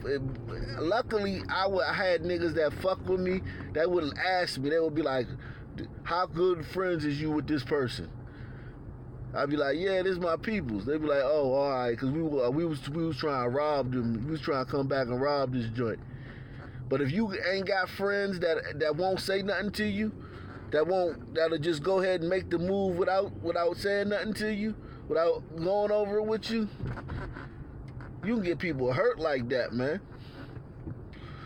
Just taking some niggas over their house. You can get people hurt literally just by taking some niggas to their house. It's sad too. You can get niggas hurt just by taking some niggas over their house.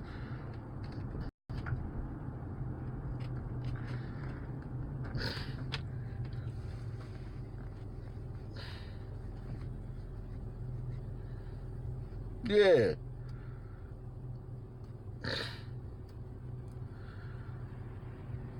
You can get some niggas hurt. Just this nigga got a crime record that go back to 2008.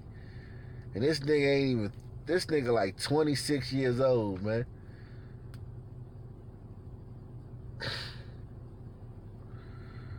Yeah, it is their fault for having nice shit. It's your fault for having nice shit. Tempting me and shit.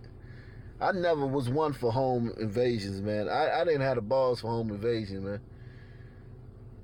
I couldn't, I just didn't like going to nobody's house while they wasn't there. I didn't like that idea. I just did not like that. I never was one for home invasion, man. It just wasn't my thing. I just didn't feel, it just didn't, I don't know. It's just something, nah, I'm good. I'd be like, nah, I'm good. And it wasn't something like I could get peer pressured into a lot of shit. I got peer pressured into a lot of shit, but I never let nobody peer pressure me into home invasion. I just like, nah, I can't do that. That shit ain't for me, man. Nah, I don't go to nobody's fucking house and shit.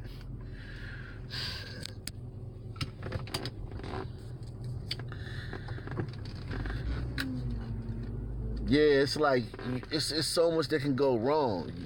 Nobody could be home, but then you could be in there and somebody could come home. You know what I'm saying? Nobody could be home. You could case the joint. Nobody could be home because what they do, they're gonna knock on the door. Like these niggas will knock on your door and shit, right? They'll knock on your door to see if you home. Like if some strange nigga knock on your door. Some nigga you like, and you come to the door and they're like, oh, sorry, I got the wrong address. Man, that nigga ain't got no fucking wrong address. That nigga was trying to see if anybody was home.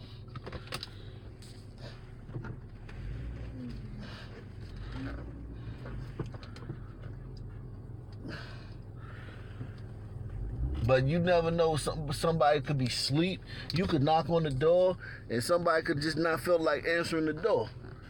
It could have been a situation where the person ain't feel like answering the fucking door. They home, but they ain't feel like answering the door.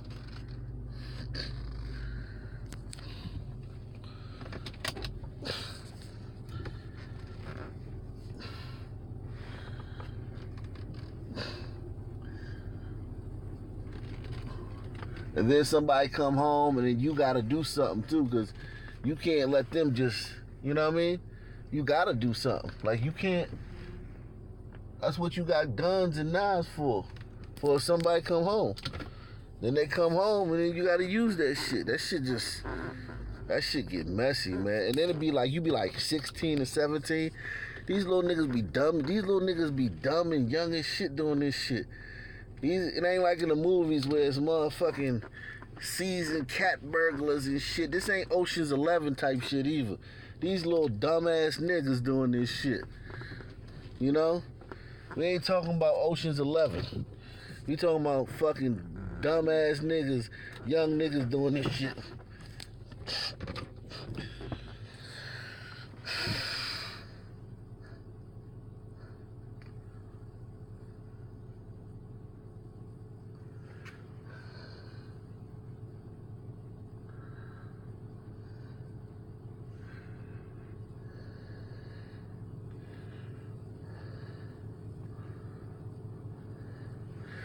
Yeah, you should shoot with zero remorse.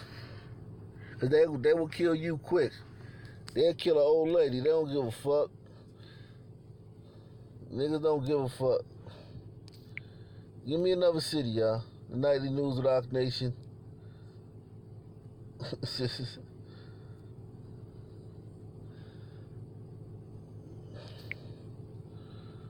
The Nightly News with Rock Nation News. You can choose the only interactive news program on YouTube. If you'd like to support the channel, you can support the channel via PayPal or Super Chat.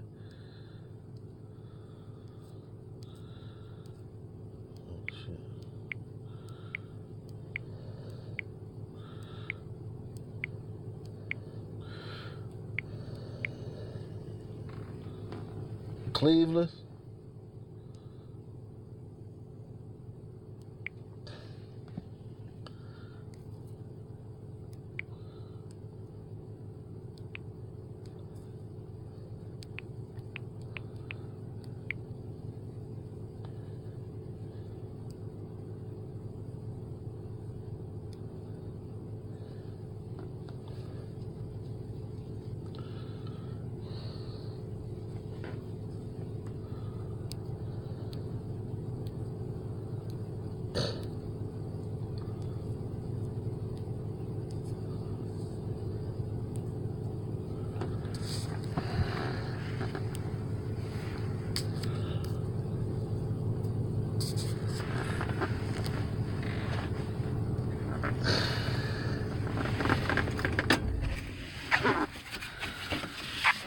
Ashley Home Store's Columbus Day sale is going on now.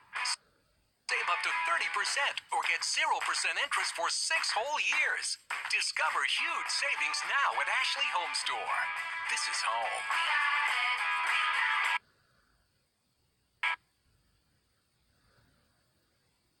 Cleveland police released surveillance photos that show a man trying to abduct a 16-year-old girl from an RTA bus shelter at East 36th Street and Euclid Avenue around 6:40 a.m. on September 25th.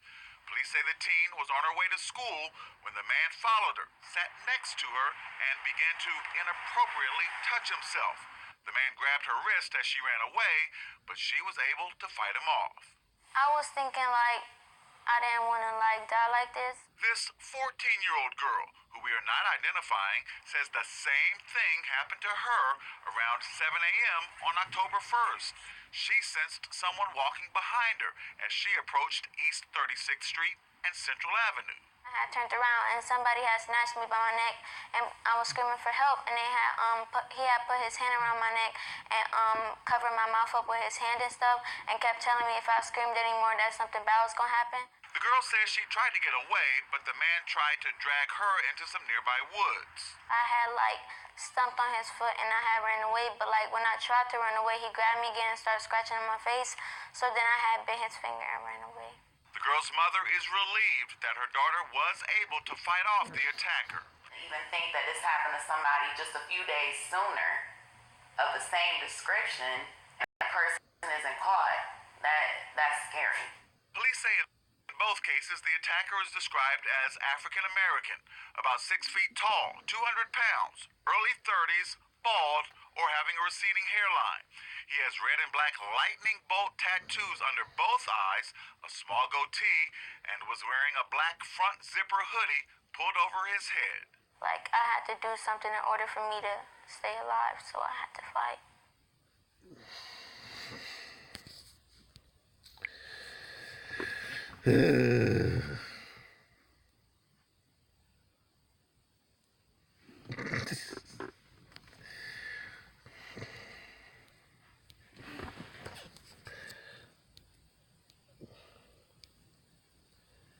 These are the women.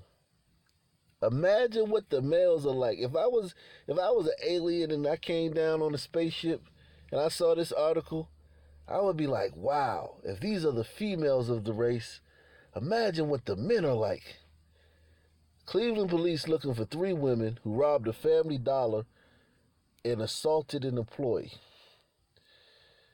Cleveland police detective is asking for help in identifying these 3 women.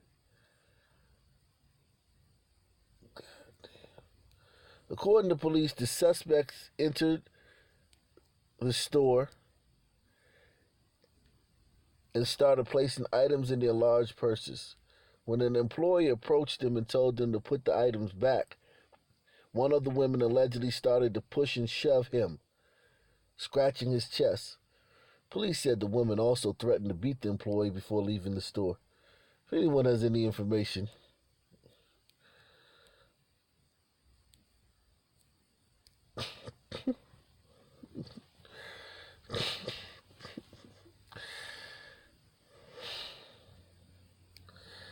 I tell you, man, those the women. That's the women of the race. What are the men like?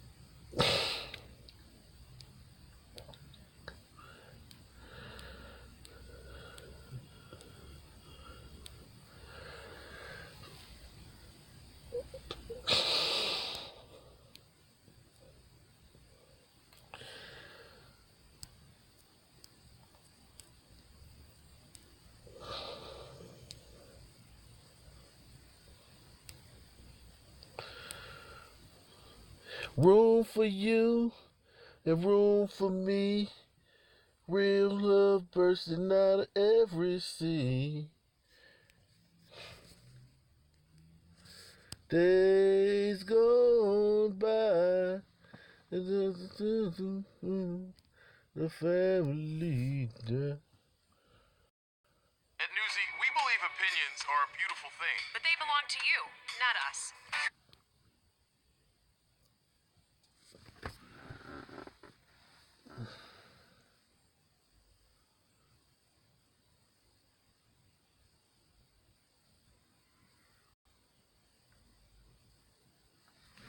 Hey, the fuck?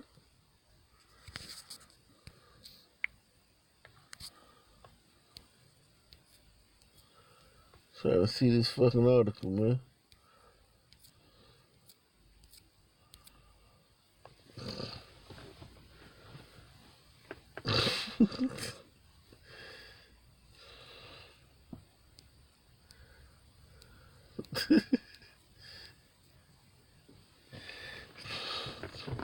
It's part of the culture, man. Them bags is part of the black culture. It's protective hairstyles. It protects their hair. You know their hair gotta be protected.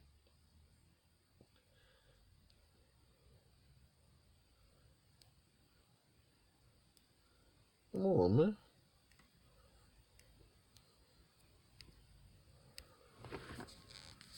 Man, the fuck? I'm trying to see this video.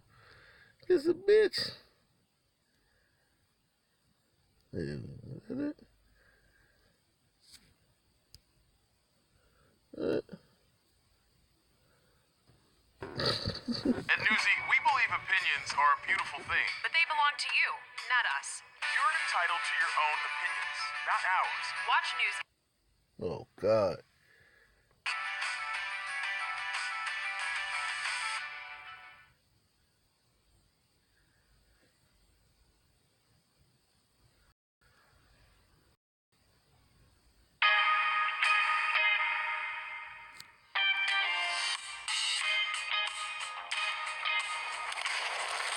I want to say it's like church. You get what I'm saying? The bright lights from the heavens. A call to the faithful down below. Back in the 80s, it was a huge thing. And pews for the parishioners lined with beads. They think it's a childhood. All right. I think it's important to bring the culture back to Cleveland because it's well needed. It's fun, safe, and we love it.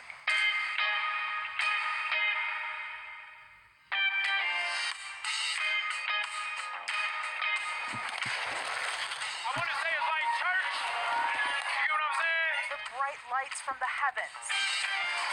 Call to the faithful down below. Back in the 80s, it was a huge, huge thing. And pews for the parishioners lined with thieves. They think it's a childhood thing. The higher power at this church? Roller skating. An overlooked art form, transforming age with music and dance. It's my first love. And shrines like Miggs Playmore in Euclid keep that love alive. It's like a full body, mind, and spirit thing for me.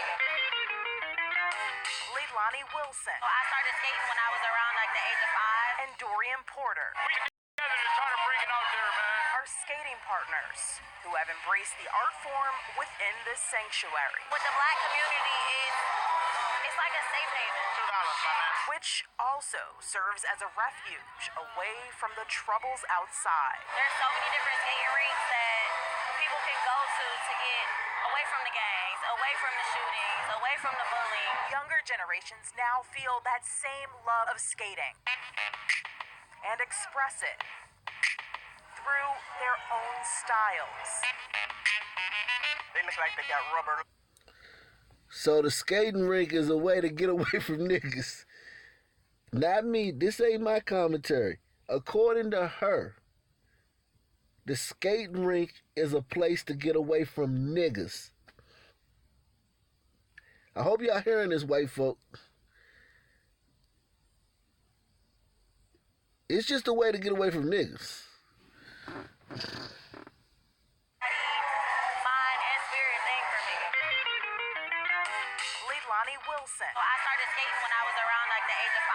And Dorian Porter. We came together to try to bring it out there, man. Are skating partners who have embraced the art form within this sanctuary. With the black community, it's like a safe haven. $2, my man. Which also serves as a refuge away from the troubles outside. There's so many different skating rinks that people can go to get away from the gangs, away from the shootings, away from the bullying. Younger generations now feel that same love of skating and express it through their own styles. They look like they got rubber legs. He used to do all that jumping himself.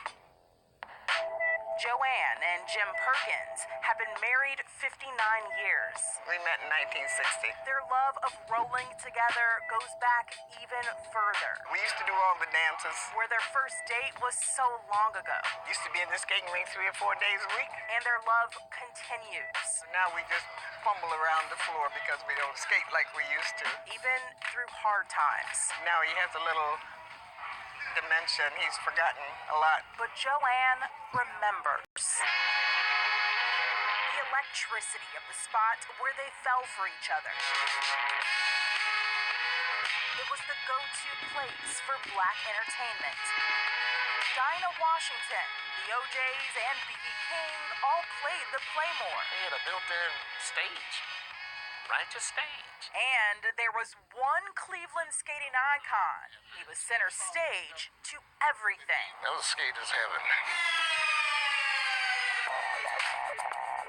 Maurice Cook, a.k.a. the Dazzler. And we all believe in being sparkly. Rode into hearts across the country. Hey man, I'm a dazzler. And they would come over, can I have your autograph? And I'm like, my autograph? You're kidding me. Even in the segregated South. I was the only black in the place. He got his start at the original rink. It's because there's something that me and the fellas do. For obvious reasons. So you're telling me you started roller skating for a girl? Bunch of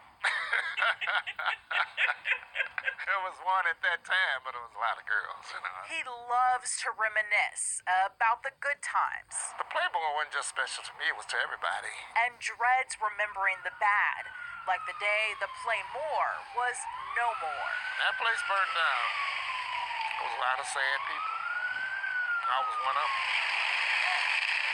No, this roof is ongoing situation. Decades went by before the Playmore Place buckets rose up again. under some of the leaks. Miguel Sanders bought this rink about a year ago. By any means necessary. It's called Mig's Playmore. Skating is me now. He's working to bring back what was so alive decades ago. Once you get it and get that vibe in you, it's hard to get rid of. And it's no easy task because the sanctuary Kinda sucks. it's falling apart.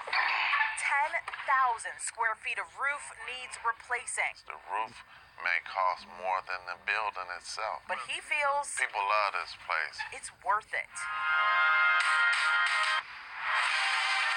In order to help the black skating culture survive. As long as everybody comes out and supporting it, we will support them. And so do the He need 10,000 to fix that roof. They got a football team, a basketball team, a baseball team. Can't one of them niggas take the money they gonna blow at the club that night and help this man fix the roof?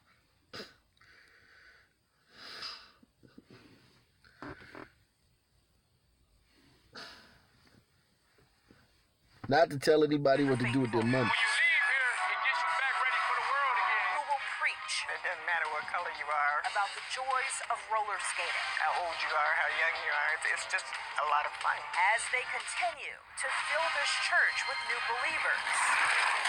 As time I want them to feel like this is family. goes on. In Euclid, Amanda Van Allen, News 5. I'm all for places that help people get away from niggas. I'm all for safe spaces to get away from niggas. I'm all for that. I'm all for that. Providing places where black people can get away from niggas. So I love this skating rink, man. I think that was a great story. It provides some black people a chance to go have fun without worrying about niggas.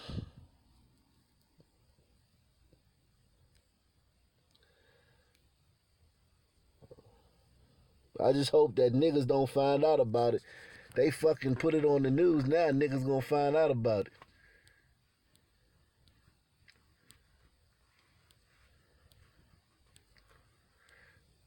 And you know niggas can fuck some shit up easy. This how some niggas could go somewhere with some good intentions and still fuck it up.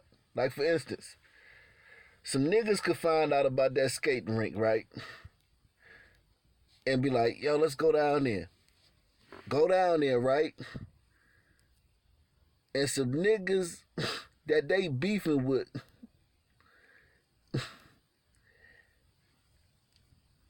find out that they down there and come down there and try to shoot them and hit some of these niggas that's skating. You know what I mean?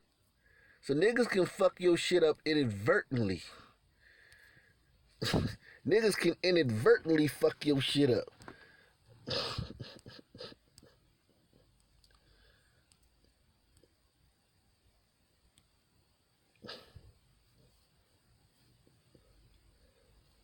Yeah. So niggas don't even gotta really try. They could just their presence fuck shit up.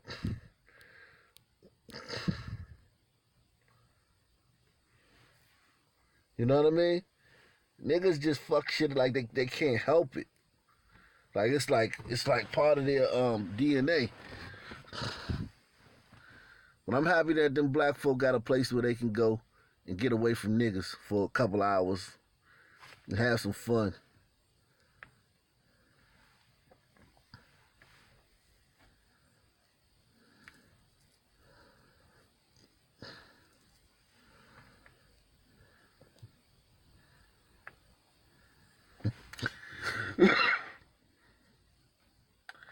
Yeah.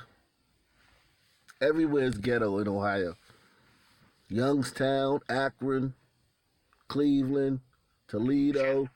A group of men breaking into a home, threatening a family with young children inside. These guys had weapons. It's terrifying. Yeah, the suspects escaped in a stolen car Tuesday morning, and tonight, police are still trying to track them down.